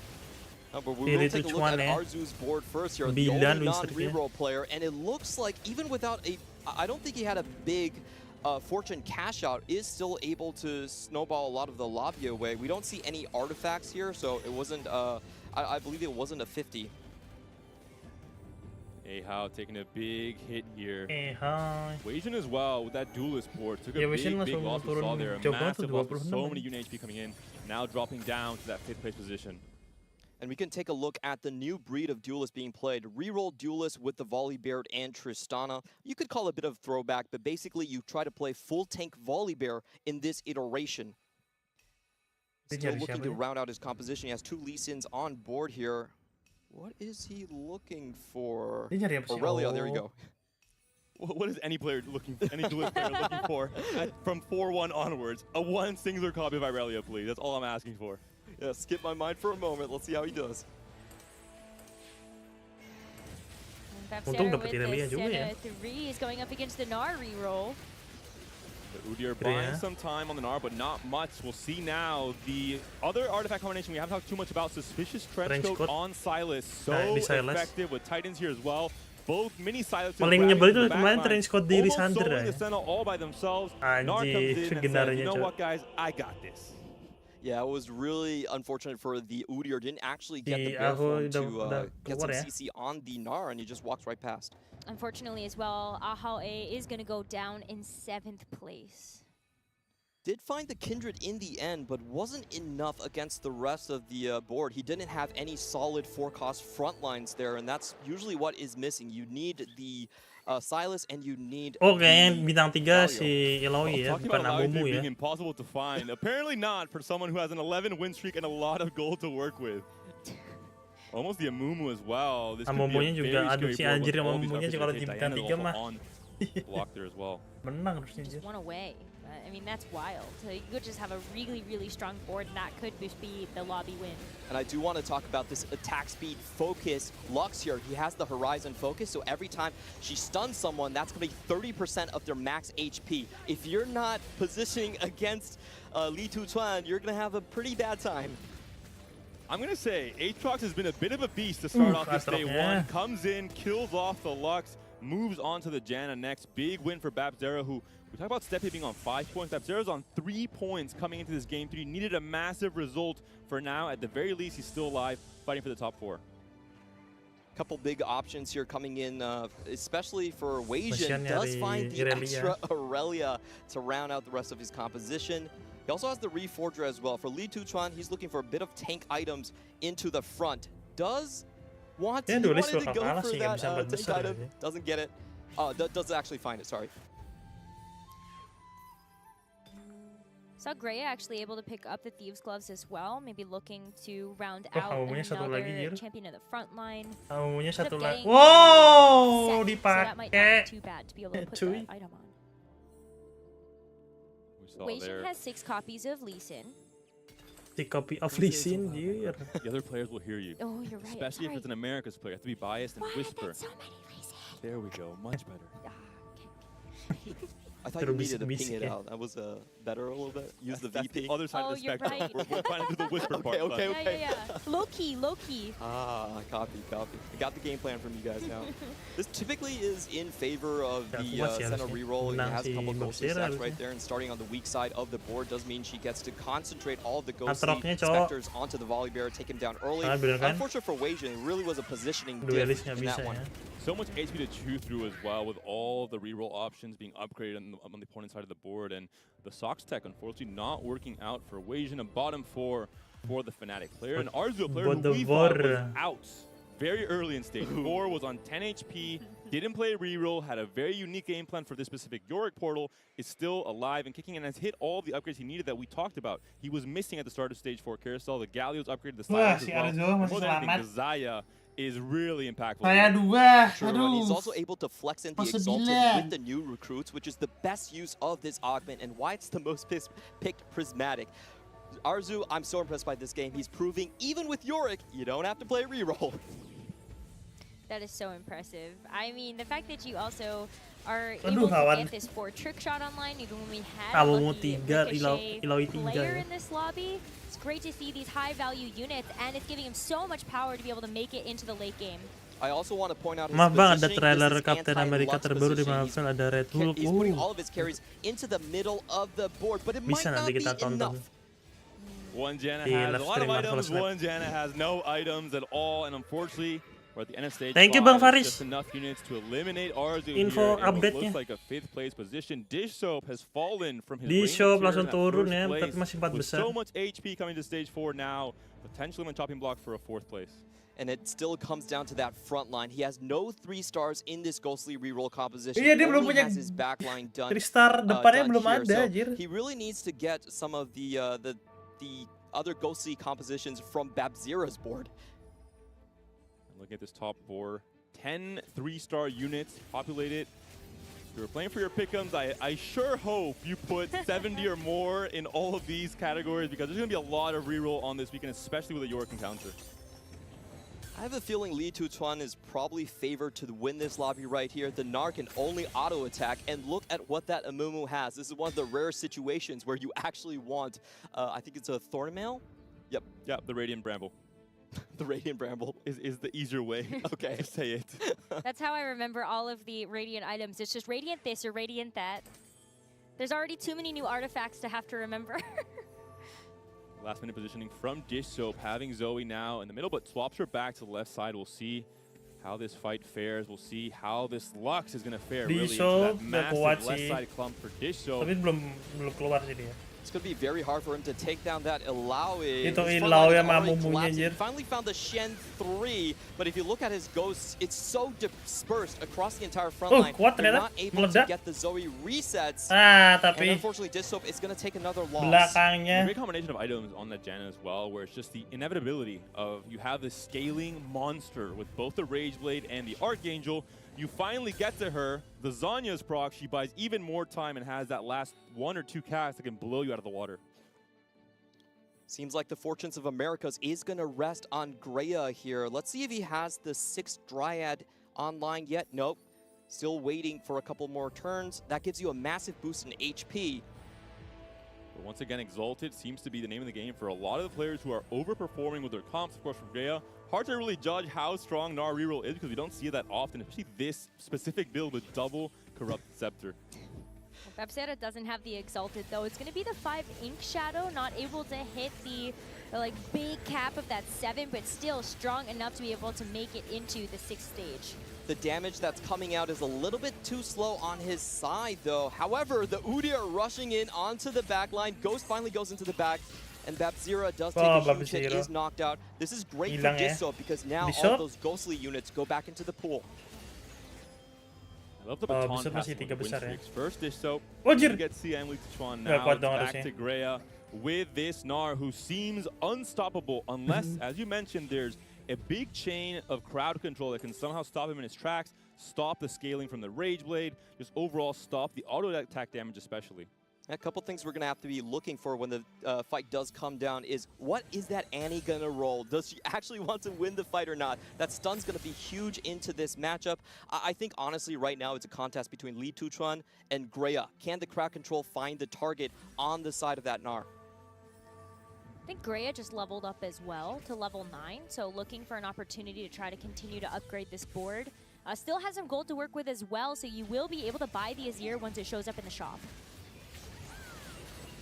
Dish Soap rolled all of his gold, was not able to get additional upgrades onto the Aatrox and Riven. Those were the 2 we were finding for. Let's see if it's enough to actually fight through. His front line is going down first, and the stuns just hit like a truck. It's always the case with the positioning when the front line melts and your back units move up, depending on how they end up staggered. One Luxel could delete 2 or sometimes 3 units all at once, and that's what happened there for Dish Soap. Well, it was pretty unfortunate. Let's take a look at the emblems. Ghostly there, just kind of taunting Dish Soap into the distance. Lee Tuchuan probably looking for some extra tank items into the front line, and he does get it there. Finds the Crown Guard. We have our final 2, though. We have a little bit more health coming out from Greya, but you are able to find the set 2 in the front, so that's a really big hit here. Also finds the Azir, so now is where you're able to actually try to get the 6th Dryad in, and that's where you see the instant pop to get the 6. The massive HP online, and positioning is going to be difficult for Lee Tuchuan. Usually you only have your flanks completely exposed here, so there are wrapping potential here. See what this Gnar can do. If this Lux can potentially stop him in his tracks if he moves up, but looking at this positioning right now, the Gnar, the moment this Annie's taken down, is going toward the center of the board. So all of a sudden we talk about the staggered position, the diagonal for the Lux to feast on, but all of a sudden Lux turn around, they're coming for you, and all of a sudden Udyr out of nowhere from the top rope lifts her, slams her down. The Zanyas cannot buy enough time, and Janna takes a big hit. Too much HP to work with on the 6th Dryad side, and he's going to get another artifact here. This is why we have Living Forge as the most picked prismatic augment when we're looking at the Golden Spatula scrims. It's just so powerful, and it continues to ramp you up. Ooh, we have an Everfrost on the side from Lee Tuchuan. This is exactly what he needs to find. Can stop those auto attacks from coming out on the Gnar, but can he position the Amumu here? I think it might be correct to have that Amumu on the side. There he goes. Be final fight here, though, because Lee Tuchuan is going to be sitting at 7 HP and could get knocked out if Greya is going to take this fight. Can this Amumu buy enough time? The Luxels are starting to come through. Janna completely untouched on the left side, buying time, scaling into the later stages of this fight with the Archangel and the Rage Blade. The Gnar still stuck on the Amumu. His tears are healing him. He's fighting for his player to do it. And look at this Gnar go. He's still stuck on the tank. Lux is starting to get chunkier and chunkier with her ults. One last cast could take down the Gnar. That could be the end of the road for Grey, at least in this fight, and that will be the case. The positioning definitely masih menang dong. What an incredible Jadi menang si Grey ya. Everfrost was probably the best one to look for, and he recognizes, I don't need the Amumu healing on everyone. I just need to move him to the side, so Everfrost is going to proc at least twice onto the Gnar. It does stop that powerful win streak that Greya was on, but we do now have the Rift Herald. So an opportunity here to get another item, maybe some gold, to try to look for those final upgrades. This Azir is still a 1-star here for Greya, so there would be an opportunity to be able to do that. And we have a potential for a Sylas 3. Greya's 1 Sylas away from being able to get that online as well. Oh, si Greya Sylas kurang satu ya. Doesn't have any gold to stop this. He should be rolling immediately. Try to get it in the shop just to be able to stop the onslaught. Apakah bakal dapat Sylas? Has to make sure not to miss it, but the gold has run out. Hasn't hit a single Sylas. Li2Chuan's completely out. He still has a little bit more rolls. gold, still units to sell here for Greya. Has the Azir, has a Kha'Zix he can sell if he chooses to. If he thinks he absolutely needs it, he still has a little bit of HP to work with, potentially 2 more lives. He's filtering the pool here, getting the Kai'Sa out here. I think he's going to go for more rolls. Doesn't find it. Oh. Has to pop the Anvil as well. A lot to do here for Greya before this fight starts. Last second positioning swap. Does it work out? The Gnar could potentially move on to the Janna right away. Pop the Zhonya's early, stop the scaling, and wrap all the way back to the Lux to clean up at the end. Yeah, and he does have the perfect positioning for the Kindred, actually dodging out on the Lux ultimates here too.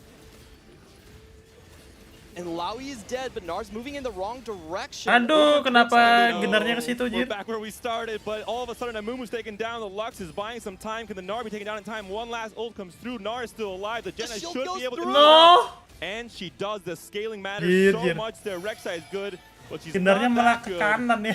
Big win for the CN player. And Bukan now ke both belakang players ya. on 7 HP. Down to 1 life. It's about the Sylas 3 and the final positioning. How much of the board is Greya willing to sell right there? Even when he was in a great position, probably the best position he could find, he didn't win. Now he want to finds Azir. sacrifice, go for just the Azir upgrade. Is that enough, does he think, with the right positioning to win this fight, to win this game, really? Well, it's going to be a sell of that 2-star Kha'Zix in order to be able to get enough gold for it. It's the same one. It's the same one. Relax, everyone. No, I was so close to being able to get there, but knows Greya. that this Azir is so important. He has to get the long distance pale correct, finds it on his 2 main carries. And this time, it's a similar positioning, but he actually could move down directly to the Lux, which is actually dealing with the most damage on the board due to the percentage now. Oh ya bener ke Lux. Masuk ke Lux, nice. The answer is no. Gnar is stunned, but he's not killed off just yet. The Janna's still scaling, the Zhonya's still not Tapi been Jannanya popped. nggak kuat, Jir. Gnar has been popped. It's down to Kindred 3 and Azir 2, the recent upgrade. Could that swing the fight in Greya's favor? Could he come back up into the standings? Only 7 points right now. The But cast this is win good. could be so big. The Amumu still holding strong. The Janna still scaling. Jannanya Jir scaling, anjir. I think the Jannanya nggak bisa di-hit, anjir. taken off right before the cast. The animation actually so relevant for Azir's damage. And Li2Chuan takes the win in the end. Oh, what an exciting game. He clinches first place as Azir has the wand in the air, unable to get his final cast of magic and mayhem. Mesin gun Janna ya. We see Li2Chuan take it away. You see the excitement in the player cam as well. Just so close when it came down. Oke, kita lanjut ke giveaway berarti ya. And it goes to show the read from Greya as well, thinking, I'm going to go for the Azir upgrade. I think it's enough. And it wasn't enough by this much, so just Mesin almost gun able to predict the Janna. outcome of that fight with that last-minute fast swap. I think it was really interesting in the last second we saw the positioning difference, actually putting the Janna behind the Amumu, switching it up a little bit and confusing on the other side for Greya. There is so much to be able to break down for this third Jangan game, so we're gonna lupa make sure that our untuk analysts get enough follow time to IG do ku that. ya, So we'll send you all Sympannseyt.id to a short sama break, and when we come back, IG-nya we'll have that breakdown. TFT.id ya guys ya. Sambil kita menunggu break 2 menit seperti biasa harusnya. This global championship, and we have Wits and Bard as well coming online. So maybe the most exciting games of the entire weekend. Looking at this competition. Hidayat udah masuk. Bakal bagi dua nih. Bakal ngasih dua nih. Gak satu ya.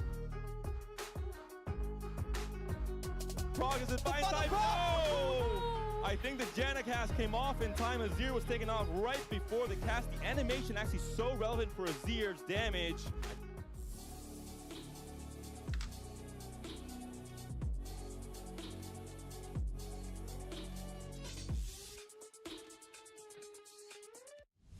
Ini yang mau cuma Bang Syarif Hidayat aja kah? Gak ada yang mau lain guys. Anjir gimmick banget ya, cuma begitu-begitu doang ya.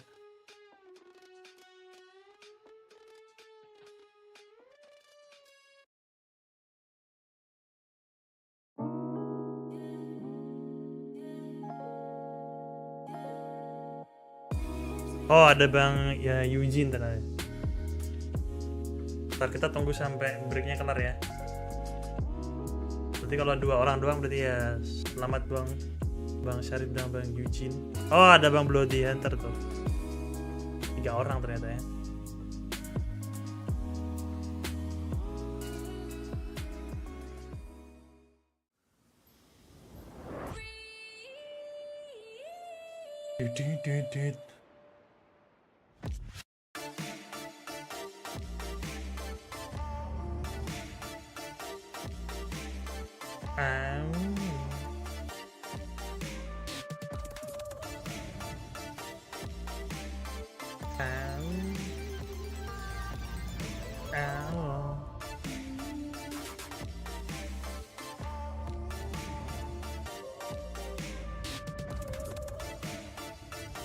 Jangan lupa aku ngetin lagi buat follow IG ku guys yang belum follow. Bang Eugene, Bang Bloody Hunter, Bang Syarif, Sympannseyt.id sama IG-nya TFT ya. Oh, ada Bang Kenneth lu.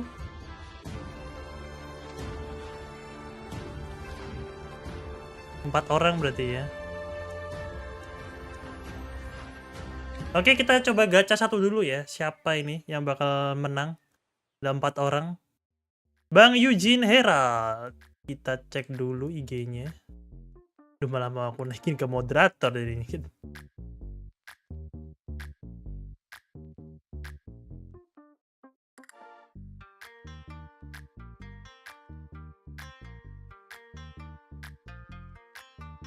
Oh, udah ya. Oke, nice. Aku fallback dulu.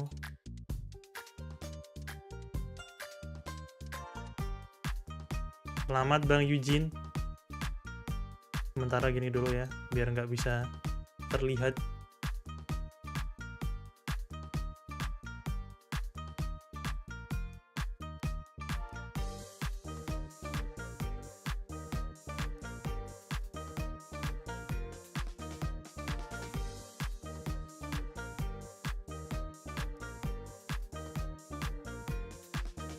Oke, udah Bang Eugene, udah aku kirim. Sekarang kita lanjut lagi giveaway-nya. Tinggal 3 orang lagi ya. Siapa ini? 1, 2, 3. Bang Syarif Hidayat.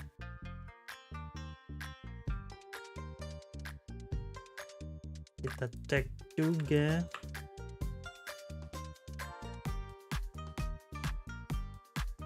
Oh, udah juga ya. Nah, kita kasih selamat berarti. Jadi tinggal 2 lagi, guys.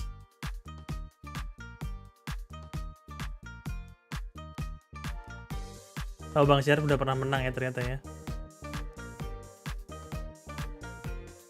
Tenang Bang Bloody Hunter, masih ada 2 lagi habis ini ya, match habis ini, match terakhir. Untuk bagi-bagi. Wait, mouse nggak bisa digerak ya? Oh, bisa deh.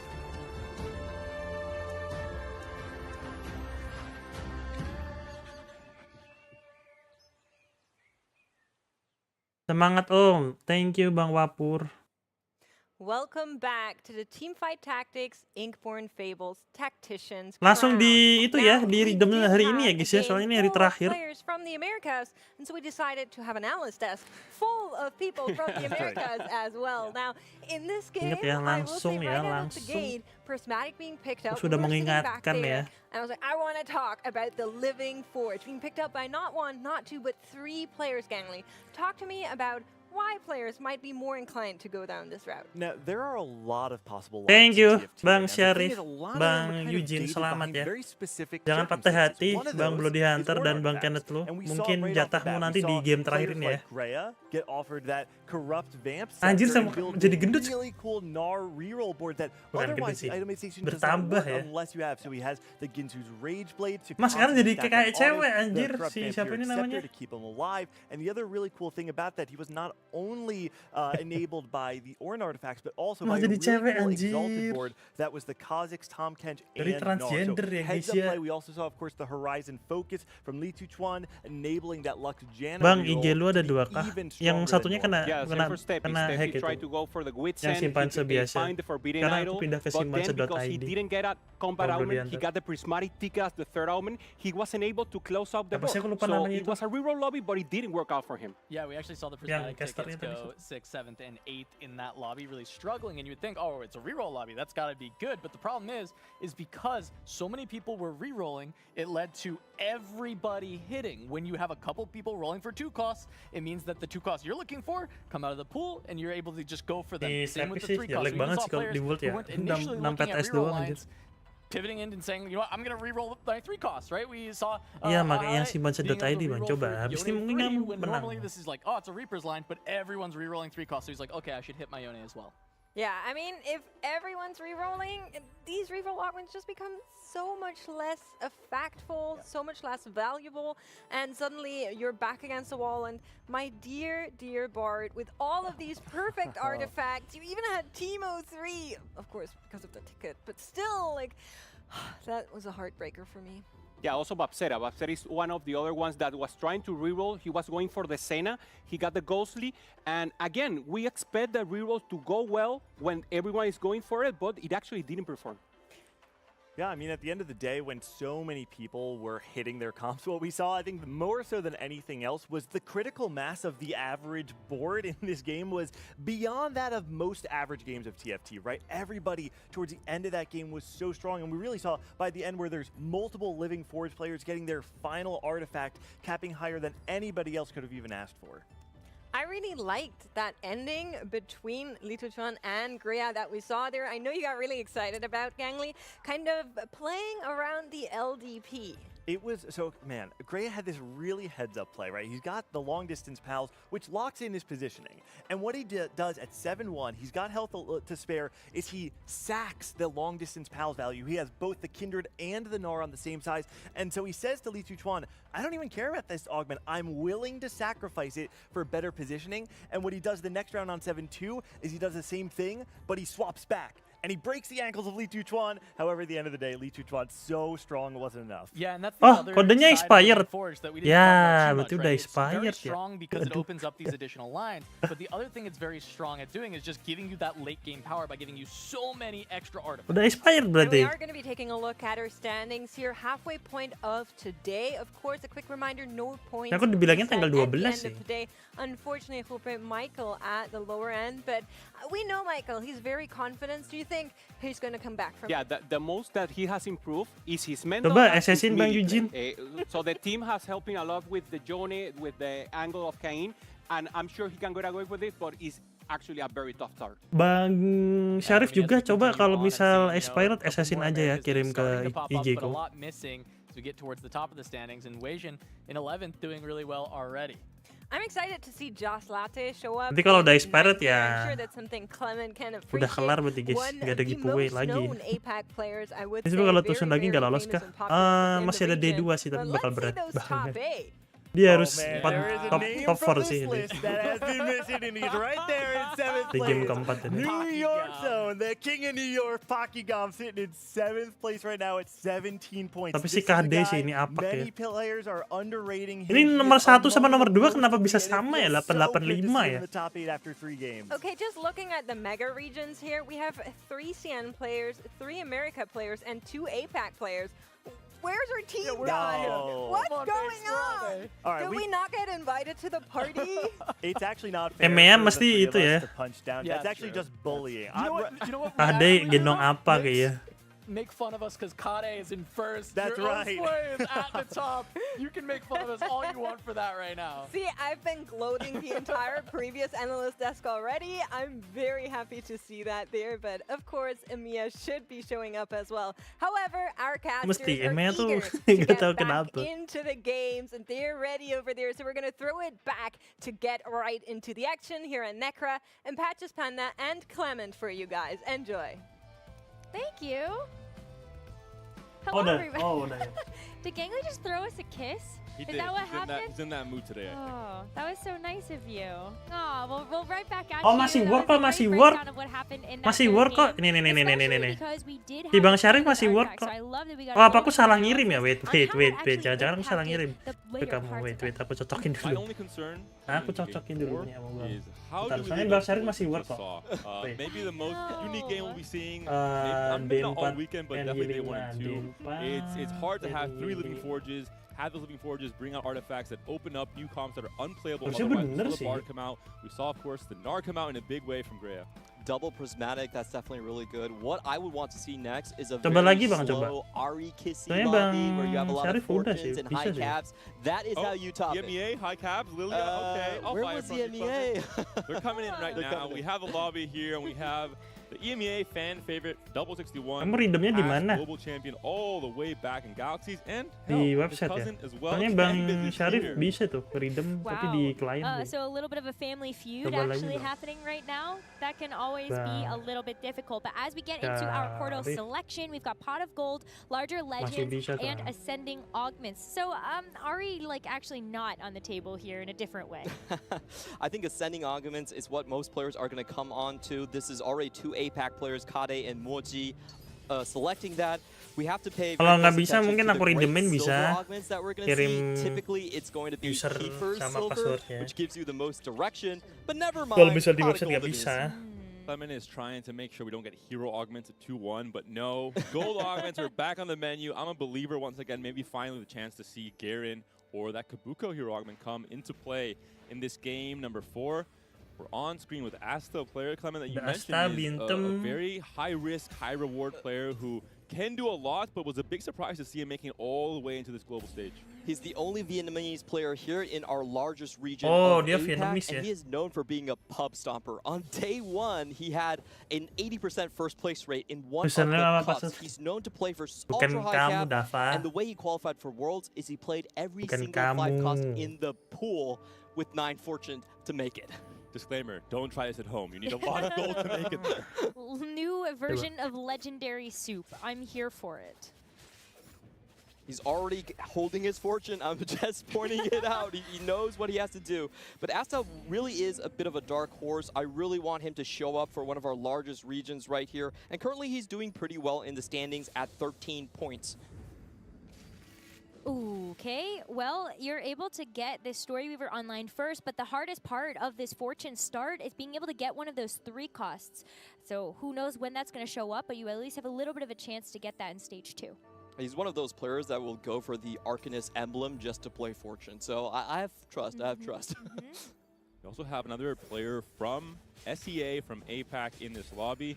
Moji, player who you've talked to us about quite a bit, Clement, and I'm actually very excited to finally see him play in this broadcast while we're casting because he loves rerolling. He loves rerolling. 2 cost, we just saw 2 cost reroll be the dominant force in that last game, and he's, according to some analysts, wonder who the best 2 cost reroll on the planet right now. 10-11 Inkborn Fables. No joke, a lot of players actually consider him, go to him for advice, and these Exalted are great for Janna Lux reroll, as we have the Diana here, but a story champion did show up. It's almost an auto top 4 if you pick that one. So he's considering his options right now between 1 and 3. It's a little early to call out our storied champion. We're still day 1, but we'll allow it just for this game. Well, take a look at some of the other augments that are coming through. We have Ibu negara gimana kabarnya? Baik, alhamdulillah, Ibu negara. A lot of AP-oriented augments as well, with learning to spell, as well as the magic wand. And we also have a couple of econ traits and just generic good traits. Oh, I have to say, learning to spell, at least in my region, is considered the top tier. You get 18 AP off the bat, the same as magic wand, and it scales even further. Start of the set, completely different story, but now where it's all about these scaling AP carries you can have online in Stage 2, in Stage 3, it's just so strong, so consistent as well. So many different options to play for from it. See the shock treatment coming through here as well from Kode, and I think that's another one of those augments that can have a lot of power in the early game. You get that static shiv really early, so you don't have to necessarily worry about some of those big frontline items that these players might slam. Going back to Kode, a player that we haven't really delved too deep into why we're talking so much about him, why Makes is such a fan. He's one of the big players from OCE. He's been at champs before, but it was a 32nd place position back then, so obviously very disappointing for him as a player. He's a huge AP player, and that championship, there was a meta shift, there was no AP viability. He didn't really wasn't able to adapt in time. In this case, different story. AP is all over the place in many different forms. You have the 4-cost carries with Lilia, with Sinner to some extent. You have the rerolls as well. So Kode, I have to imagine, very much comfortable on the meta, and it's showing the point tally right. There's a lot of players going for AP here, as we have Moji on the opposite side going for Magic Wand. So 3 players locked inside.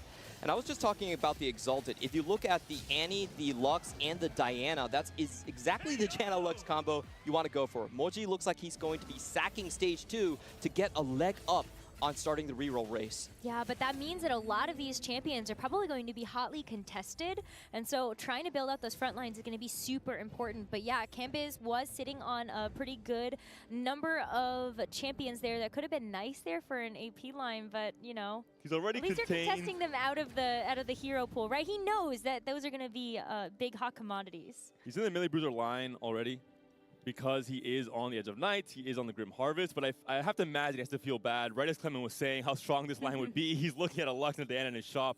Unfortunately, can't really go down that line, can't mix and match both the AD and AP. Ooh, Kubik-san also going for a reroll line here. This is very interesting to me because he actually has a chance to go something akin to the Teemo here. He does have a 2-1 Fortune. So most of the time when you see this, it's going to be the Kaisa line, I would expect. His items are pretty good with it. Already has the sword and the physical attack damage items here. Kubi was talked and called a one-trick when it comes to Kaisa specifically at the very start of the set, when Kaisa was maybe a little bit too strong as a 4-cost carry, and he's just very familiar with the comp, all the different variations, especially the Exalted variation where Kaisa is Exalted here as well. We could see something wacky going on with Rek'Sai and Annie added in. Nar gonna fill the carousel with Zyra two Oh, Nar. And the rerollers are reroller enak banget anjir. Apa sih ini? He saw the encounter carousel and he's like, you know guys, I'm just sacking. When is EMEA gonna high roll? It seems like every region is getting what they want in the games we're seeing. Yeah, I mean, Bintim even gets a Shen too. Already has 2 copies of Shen on the board, but yeah, that Lux, that Zyra, yeah, super big for our competitors here. That's just a bit of a field bad for the tempo players in this lobby, especially if they are missing interest intervals. We're going to take a look at Moji's board right here. Rek'Sai is one of the champions in 1-cost that, at least in the eastern regions, we consider the best 1-cost overall. 5 seconds of extra resistances really just blows Jacked out of the water. I think one of the biggest indicators of skill moving into the middle part of this set was seeing players very high up on ladder, really relying on Rek'Sai, especially with Stoneplay build once Yasuo was nerfed, to be that main solo tank carry and buy so much time, just so effective when it comes to AoE, which is a very rare thing to find in the early game. I think he's the Darius of the second half. Pas baru kapan ya Bang? Set 12 ya berarti. Ya. Akhir Juli. I would not compare to Darius. Bang Darius Moron. is a league of his own. Say higher up. Udah, request Fortune mah udah kelar. Even with that Janna 2 right here, is going up against a very strong board from Kambiz. He has the perfect transition. I am bound, but I will not break. And of course, we know he's going into the Reaper line with Grim Harvest already locked in. What delightful agony we shall inflict. Anjir mah keluar misi-misinya anjir. Let me at him. especially because you're looking at the Kindred on the bench too to try to get that. My heart and sword, always for Demacia. Fortune 1 round late because he's on a 3-loss streak now. Not sure if he won that last fight or not. He was the player trying to angle Fortune and trying to angle a big cash out as well. Final round here. There's a lot of players that are going to be very worried about their position because we have 2 4-loss streak players. If Moji goes into a full open Bintum, which Bintum is trying to lose. Ooh. Kubi's going to end up actually winning this one. That's like 6 copies of Teemo. I just want to say that this is the Bintum special. If you're on 2-6 and he has a chance to grief you, he's 100% doing this. This is the bisa kok. special apparently. Both times udah Bang Eugene. last game and now with losing their fortune streaks. The loss streak hurts, the goal generation hurts, but there is, I believe, Clement, an argument around having not having fortune every single fight in stage 2 to have better cash out intervals. Yes, this is a secret tech from my study group was that on not supposed TW. to say it out loud? You already said it. No, it's fine, it's fine. Everyone knows it, but basically you want to hit 15 stacks on 3-1, and what that does is it aligns all of your lose streaks with a different breakpoint for fortune. So you can get the 40 stack, you can get the 50 stack, the 70 stack, and it doesn't end up like if you start on 2-1, where you might end up on the 39 stack or the 56 stack, which gets very awkward. Well, after the next one, that's when Kubixen's going to get the first cash out. Kode comes into the lobby as a dominant player in the standings, remains the dominant player as we sisa 2 ya, masih sisa 2 ya, masih 5 bisa win ya. streak for the OS player, the player representing the APAC region after the major regional changes. Anjir, KD ngeri nih. 5 win streak guys. Berarti KD bener-bener ini ya. Gedong apak ini. Has to now re-get into that loss streak. We'll see what items wants to go for. Has a lot of components to work with. I do think this was a huge PvE round save because this line needs items. It has so many carries and tanks to fill out, and he also has the trade sector, so he's most likely angling for that level 8 Teemo 3 game plan. All right, well, looking at Asta's board, has 97 HP, still on a 4 win streak as well, so not as healthy as Kade, but still able to find some really good value here with that Story Weaver in the back line. Going up into Bintum. Bintum does have the snipers online with the Phelios and the Caitlyn, but they are both 1-star. I do really want to watch Bintum on this big roll down. 3-2, he wants to bring these lose streaks into a win streak right here. He's purposely sacking, having a lot of gold onto his bench, making sure to break some streaks, and this is where he's going to go wild. Silver. Good time to do it, matching the high tempo of the prismatic augments as well. We'll have to see what options these players want to go for. 2 for 1 is big for both Bintum and Moji. Camp is actually his Freaky Friday as well, following up the Grim Harvest. Sounds like a game we saw earlier. Just so, but we're missing the 100 HP until stage 4, unfortunately. We are. Campus is still pretty healthy, though. I think he has 83 HP right now. Really interesting play coming in from Bintum. He skips the 2 for 1 because he knows he has to roll now. Goes for tempo, wants to go into win streak. Already hit his Shen 3 on the board. But his backline is what is a little bit puzzling here. He's actually angling more towards snipers. Not just that, but I think 2 for 1 loses a tiny bit of value because of how accelerated the upgrade levels are with the Gnar carousel. You're not gara-gara tadi ya, encounter tadi ya. Slower to come online as well. I think it's an augment that is kind of a win more augment where you're already in a good position, you have a lot of goals to work with, and you have time as well, which is what 2 for 1 really relies on. You can't really have that massive spike until maybe 8 or 9 rounds later. Yeah, but Bintum found this to Shen 3, but not really a whole lot else right now. You've got a Phelios pair, you're still have a Caitlyn 1 with no extra copies on the bench, and then a Senna 1 and a Kog'Maw pair. Damage-nya kurang I sih. have not really seen this sniper line, to be honest. I think it's a very non-traditional line. I wonder if he's going to pivot back into the Senna, which would make a little bit more sense. You get Aatrox that has both the Ghostly and KD Shadow Trait to round everything out. But right now, I don't really think he has the option to go for the stock standard 4-sniper, 4-warden. Maybe he just says, hey, I have so much frontline, I might as well just try and add. Mordin nggak ada yang make ya? I think it's very rare to make ada Mordin like sini this kan one, but nggak when you ada. have a Shen 3 at 3-2 with a Warmogs and a Stone Plate, it might be the right play. But as you mentioned, he's considering it. Buys the Aatrox, is still open to the idea of slotting an Ink Shadow. It's Vitality though, tattoo though, so I think that already is indicating why he might be trying a less standard line. If anyone could pull off a win in less standard lines, it's going to be Bintum. This is what he's known for. He's our lowest 8th rate place player in the entirety of APAC, always finds a way. Nasta is back in his comfort zone as well. We saw him game 1 playing for Blue Kale, playing for 7 Story with that clumped keepers line that we saw very early on today. He's once again back on what looks like a vertical Story Weaver once again.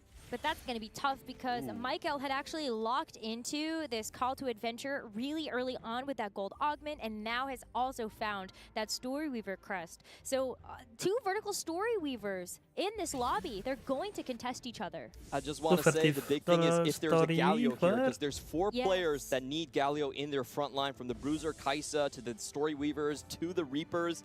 It doesn't show up, but there's a big win here coming in as we have the Moji actually taking the tier, and also a potentially bad matchup here in the Reapers away. Unfortunately for Cam, is just 1 pick too late to pick up that Kane pair, which would have been fantastic to try and find an early Kane 2. Obviously a huge stability point as we move into maybe even stage 3. If you find a Kane 2, that would be absolutely fantastic on 6 or 7.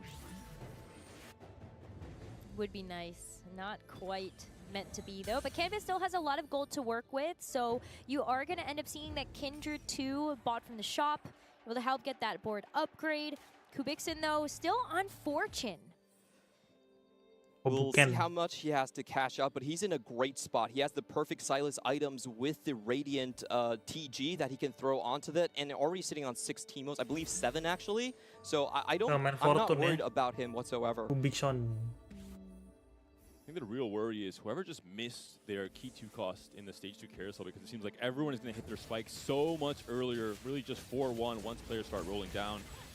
Story Weaver sama dapat augmentnya ya. Looking at Cam, we'll see what this Kane can do. Still a 1-star Kane, still relatively weak when it comes to the damage he can tolerate. We're seeing why here. The Zyra doing so much work. Michael maintains his HP lead. Asta as well. Both Story Weaver players at the very tippity top of the HP standings. Story Weavers were actually our 2nd most played comp in the APAC Golden Spatula, and the reason for that is when we're going into it, it really counters Reapers quite easily. You have your Reapers not spread out. They're usually bunched around the Galio, and 1 shot could take out their entire carry line. Yep, especially when you've got that Kale with the purple. It's going to be hitting a wider area of effect, so you're definitely going to make sure that you're getting that damage down onto those units. Exalted, though, picked up from double 61, able to get that into his lineup, looking right now for those Luxes and those Jannas, try to round out this board as 5 copies of the Amumu as well.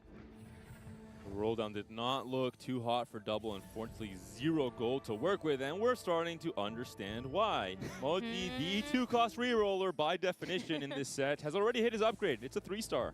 Yeah, they're both contesting for the same composition, but 2 for 1 just gives him such a great leg up. He finally gets his Exalted onto the board as well. Was missing the Diana for a very long time. I expect him to be able to win streak at least until the middle stages of stage 4 off of this. He buys 1 KC Cousins units and Moji jananya udah dari gue ya. His last fight of stage 3. I have a feeling he might not be welcomed in EMEA. Moji's slowly becoming enemy number 1, but I think as a 2-cost reroller by birth almost, it seems like that's going to be the case for many players. The cash out comes through for Kubikson. He finds a tome. This is the and worst a little bit of gold to work with. At least you get a Anjir, Tom cowok jelek, cowok. There's very few tomes that you can actually use here. Bruiser is probably the best one, and then you could go to Ghostly. Maybe sometimes even the Altruist, but typically you don't want to see this. You just want to see more gold or more items. Anjir, jelek banget, sedih banget quite anjir. a bit though. You're going to try to pre-level as much as you can before you're able to get to this level 7. Still so far away econ-wise as well, but he finds a Zaya, so the game slowly trying to give back. Battery shot. Trying to give him the shot. Anjir, dapat saya. Altruist emblem. Altruist emblem 3 sih. out of 4. That's crazy, actually. Yeah. Takes this pick. He did not tailor for them and still got 3 usable emblems. Okay, you can't say that Mordog does not like EMEA. That's a skill diff, clearly.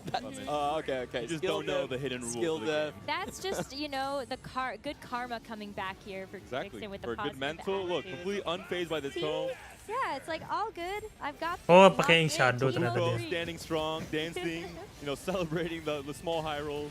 Cuma berarti dia tinggal nambahin satu look kan. at the small low rolls as well as double 61 is going to start Paling bleeding out nyari that one Atrox star Janna still holding sama on to 3 items siapa there. namanya? He has a lot of items but doesn't have the quality of units to put it on. Kaisa ya. Double is not a player that would necessarily go down a line that he knows he's gonna be contested on and just go 7th or 8th because he doesn't put enough time to try and find an out. But with learning to spell, he can't really pivot into the Lily he wants to. He's kind of locked into this early comp, Best friend, and that means he's stuck on this low roll that he can't really adapt to as a very talented player.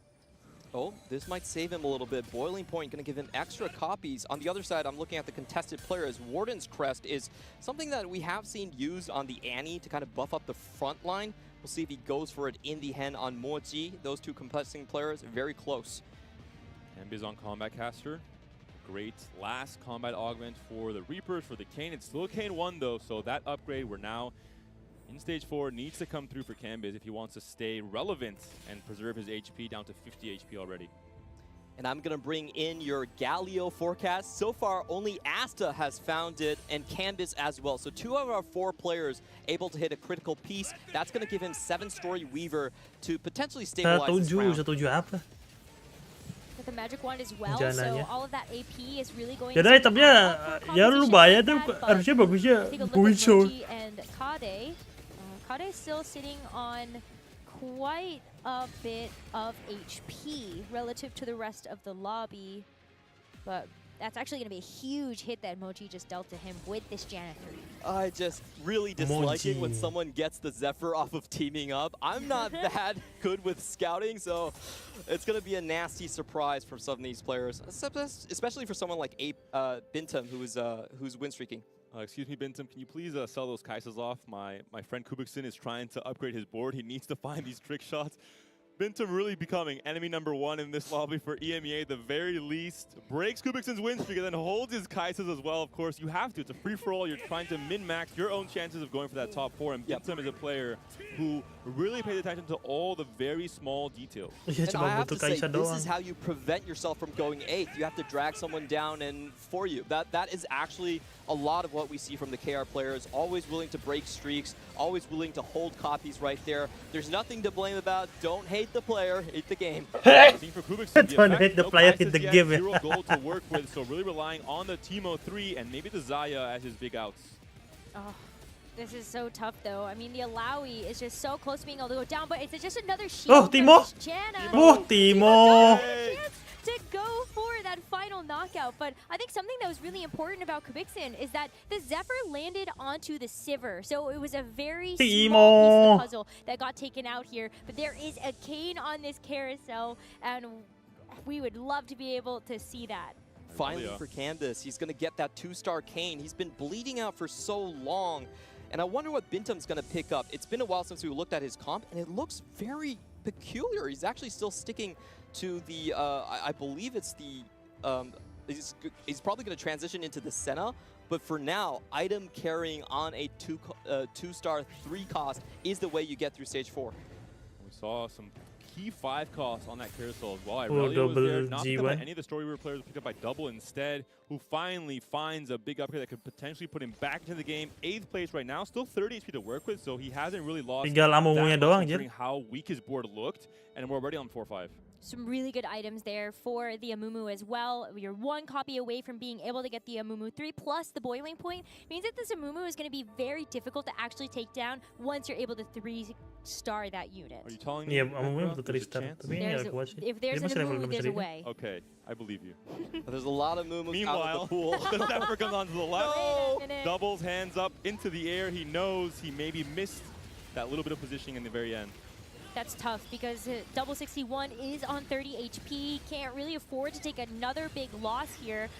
And the Lux is going to end up getting stunned as well from the Lux across the board.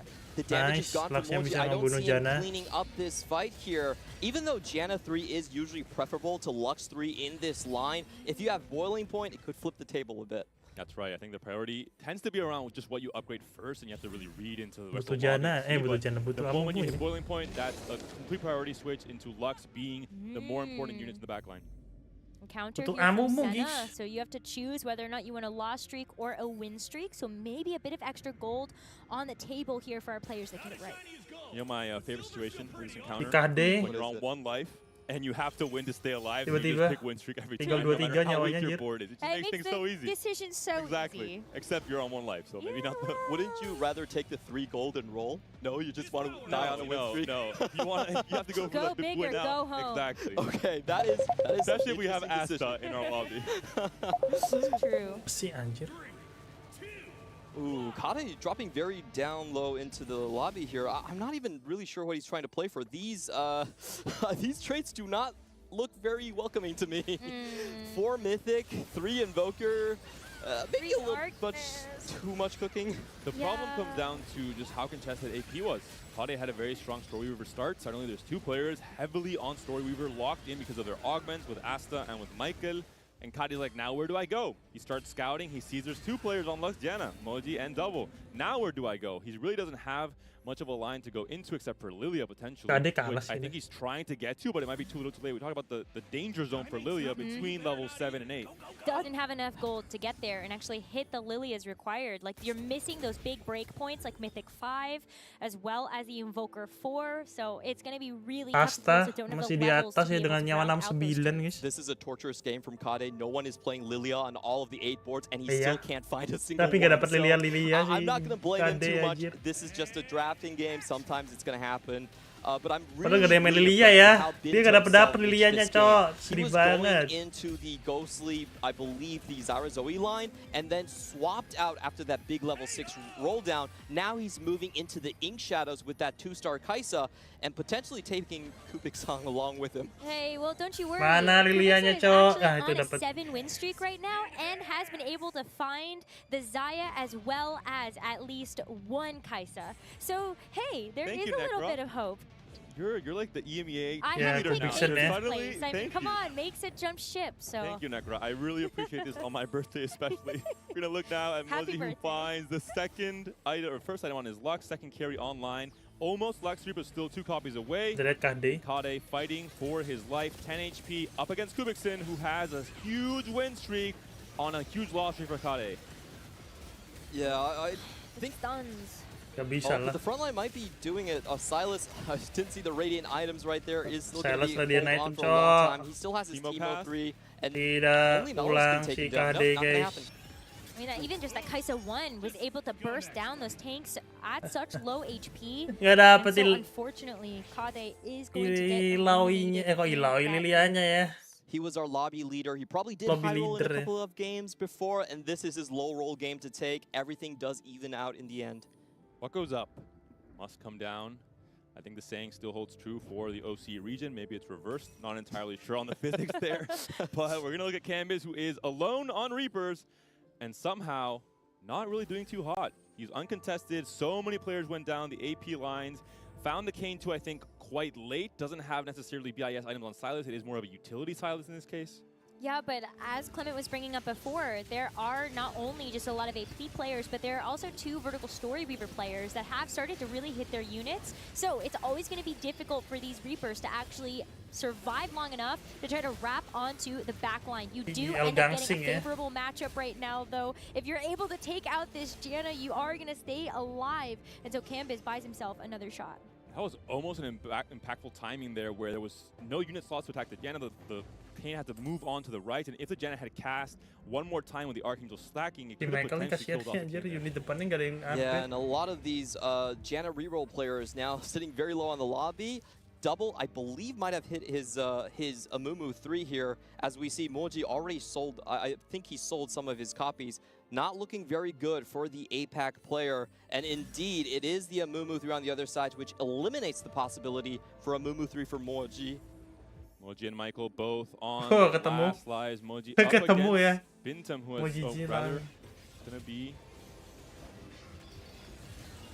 Not Bintam, it's gonna be. Wait, oh, it's double. Double, right? double, yeah. Okay, the contest. It's gonna be double, and we'll see if double can now take revenge for all these Jannas who were taken out of the pool very early in stage 3. The Janna's so low now. The 2-for-1 helped Moji initially, but now he's not really scaling as easily. into the Laking compared to learning to spell, compared to the boiling point. Do we see one more Lux ult come off? No, the Janet cleans up all by herself. Amumu is the last standing unit on the board. Bisa nyari Jana ya. Moji taken down. I'll be honest, I was really scared for EMEA start of stage 4. We got all 3 players in the 6th, 7th, and 8th positions, but massive comebacks for all of our players. Yeah, it has to feel bad to lose the reroll battle when you were playing Apa tiba-tiba yang tadi awalnya menang, sekarang tiba-tiba This could be huge for Bintum as he heads beelines for it. Tapi masih ada 2 ya sih yang di atas ya, Bintum sama si Asta.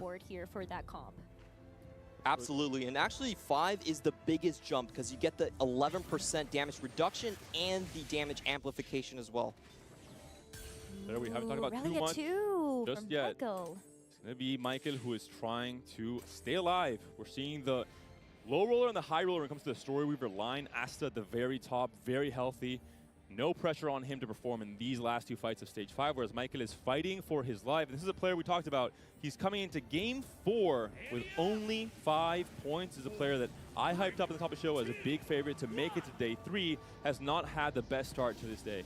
This is going to be so good for Kubik-san. He's coming in as one of the youngest players in the field. You know, getting that stage nerves out on day 1 and making your mark. If he can find a comeback win, will be massive. But let's see if he can get past Bintum's board, which is playing 7 Ink Shadow already. This is the boogeyman we talked about. Teemo's not doing quite enough. The Zaya stunned as well. The Zaya's taken down. Kubik takes a big hit. Is it big enough? It is taken down at the very end of Stage 5. Unfortunately, it looks like he was mounting a comeback there. The cash out maybe just not strong enough with the tome. That felt so personal from Bintum, honestly. You know, breaking the cash out and also taking the Kaisas, then pivoting back into 7 Ink Shadow to finish him off. Just very brutal gameplay. He's the raid boss without the augment. He has no mercy. This is exactly what Bintum's known for. If he can make you just pad his placements, he will do it. And Michael as well has to feel a little bit of frustration. We remember the game 1, the 8th place because Double was also contesting the Lilia line. We're moving into this game 4. Goes in the bottom 4 once again because Asta was contesting the Story Weaver line, despite Michael being the first to indicate he's going down that guaranteed tree because of the early 2-1 augment. Good positioning from Bintum. He's solo tanking his Shen, so at most only one part of his tank line is going to get hit when he has 3 right there. The next big step is if he can find that Udyr 2. If he can, even though he's lowest HP right now, I have him as a favorite to mount a comeback. Yeah, doubles ward as well, taking down his cousin. The Kayn gets deleted, evaporated by the Lux and the Janna. The combo in the backline DPS, the Kindred dodges 1 Lux ult, but can't do much more. Kanbei should still be alive. The EMEA dreams are still here for both of the Carmine Core cousins, but Asta and Bintum from APAC are trying to throw a wrench in those plans. Gotta be cognizant of the portal choice at the beginning of the game as well. Pot of gold. Asta masih banyak ya, lainnya tinggal banyak kan 31 juga ya.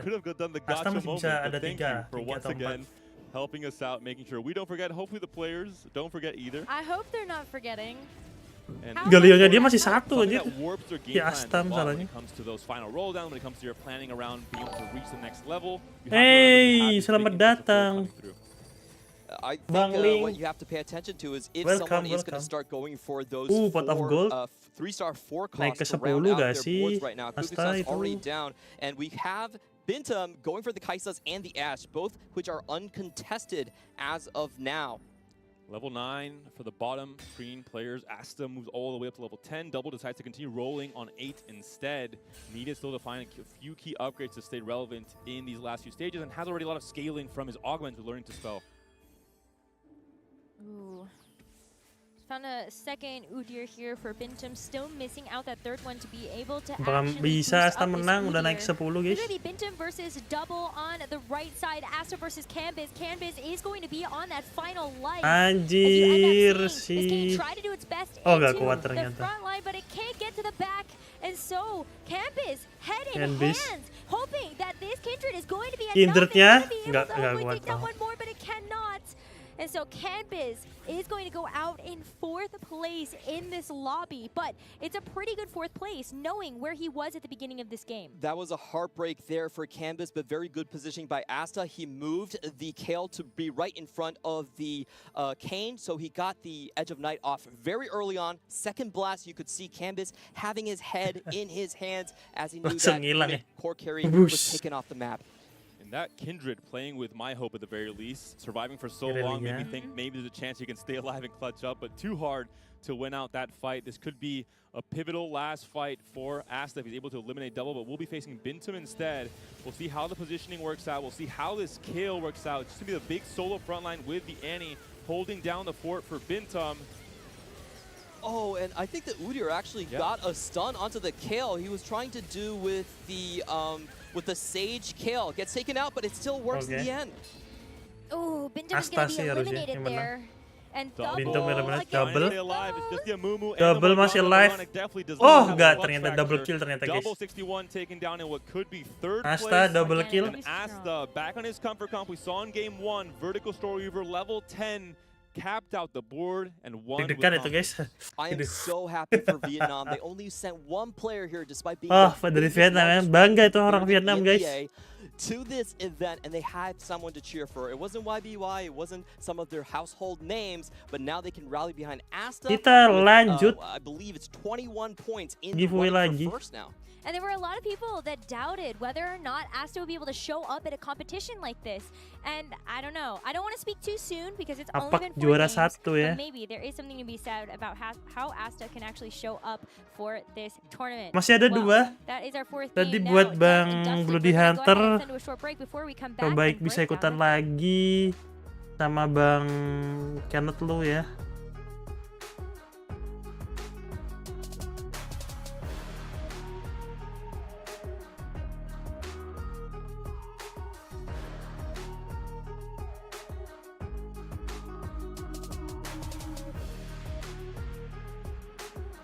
Wah, Bang Kenneth lu. Ya, kita tunggu satu lagi, guys. Ada yang mau ikutan?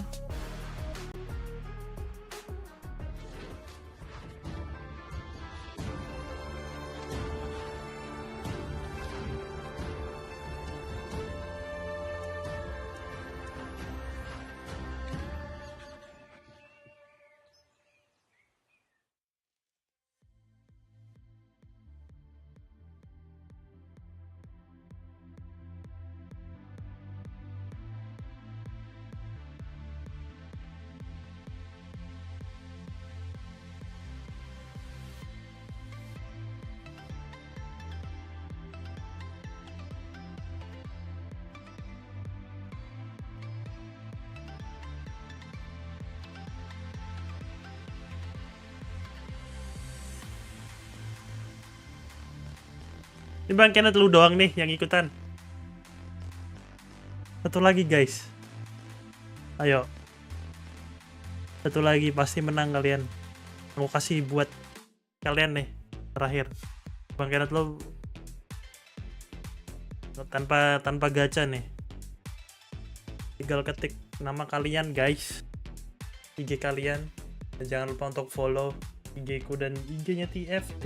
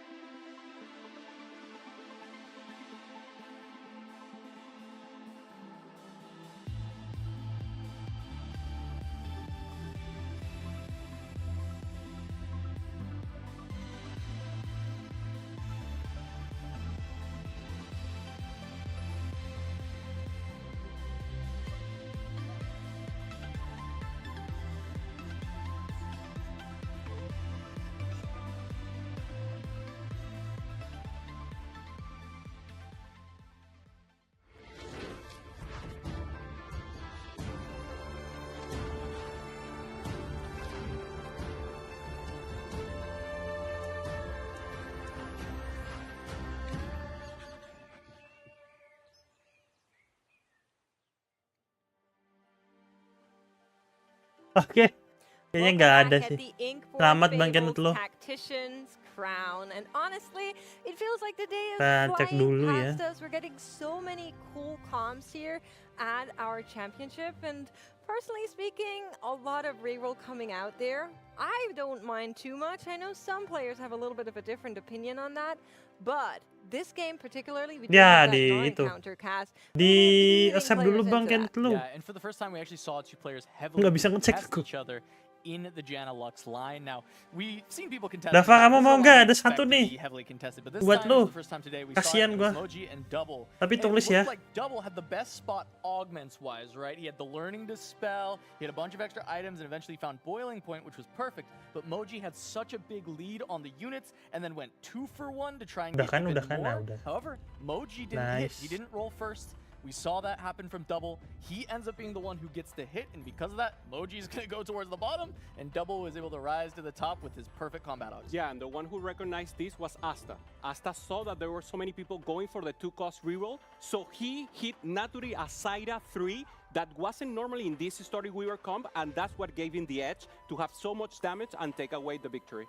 Asta is such an interesting player because, you know, if you look at just like the data going into the event, Asta's Kalau nggak bisa bilang bang. heavy underdog. This is Soalnya not a player di that klien kayaknya dominated bisa. Kalau di regions. It's web not a nggak player tahu that sih. Coba really aja sih. showed up at the Tactician'S Crowns of Golden Spatula and put on a dominating performance. What they did do though is they are showing up to the Global Championship with the highest first or eighth. Nggak ada nih terakhir, nggak ada yang mau nih. volatile Satu player. nih. And what we Nggak saw usah here diunin nih. is Tergantung Asta orang yang leaning into ngetik that aja. very high risk, high reward Story Cepet-cepetan. Weaver line, playing Story Weavers, which Penting we've ada seen ya from the buat APAC region siapin leaning ya. very heavily into. And I think Asta really found his comfort zone, and it led him to a first place finish.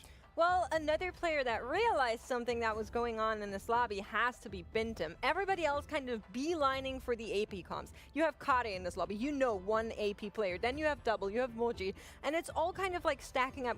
Bixen even with that Teemo 3, and Bintum just said, okay, I'll just go for Shen 3 instead. I'll play around that, I'll go on the 80 line, and it worked out beautifully. Yeah, I think he's another winner from the rerolls being abound as he recognizes this and he says, oh, well, there's also this encounter giving some extra, 2 costs. Let's just get this Shen first, and then we can start to push and actually go from there. Yeah, there are also 2 players that are on the opposite end. For example, Kade, he tried to play the Lilia, didn't perform, but he's actually very good in points. But Michael, he needed the win now, and he got contested by Asta. He didn't hit the high roll spot, so actually a bad position for him with sitting there. 32 in the standing, this is not what Latin America wanted to see. And another big surprise. Oke, terima kasih guys untuk live stream TFT kali ini. Kayaknya nggak ada yang mau sih. Jadi ya udahlah. Thank you, sampai ketemu lagi di next live stream TFT. Habis ini aku mungkin bakal main Marva Snip sih, tapi mau ke belakang dulu sama ambil air minum. Thank you guys, selamat. Apa ya? One of the realities of these 12 game formats. Oh udah, oke. Thank you Bang Kenneth. Even though you have 4 games, you Thank might you be guys, sitting in the top bye-bye. 16, you might be sitting in the bottom. I think the biggest test here is going to be your mental resilience.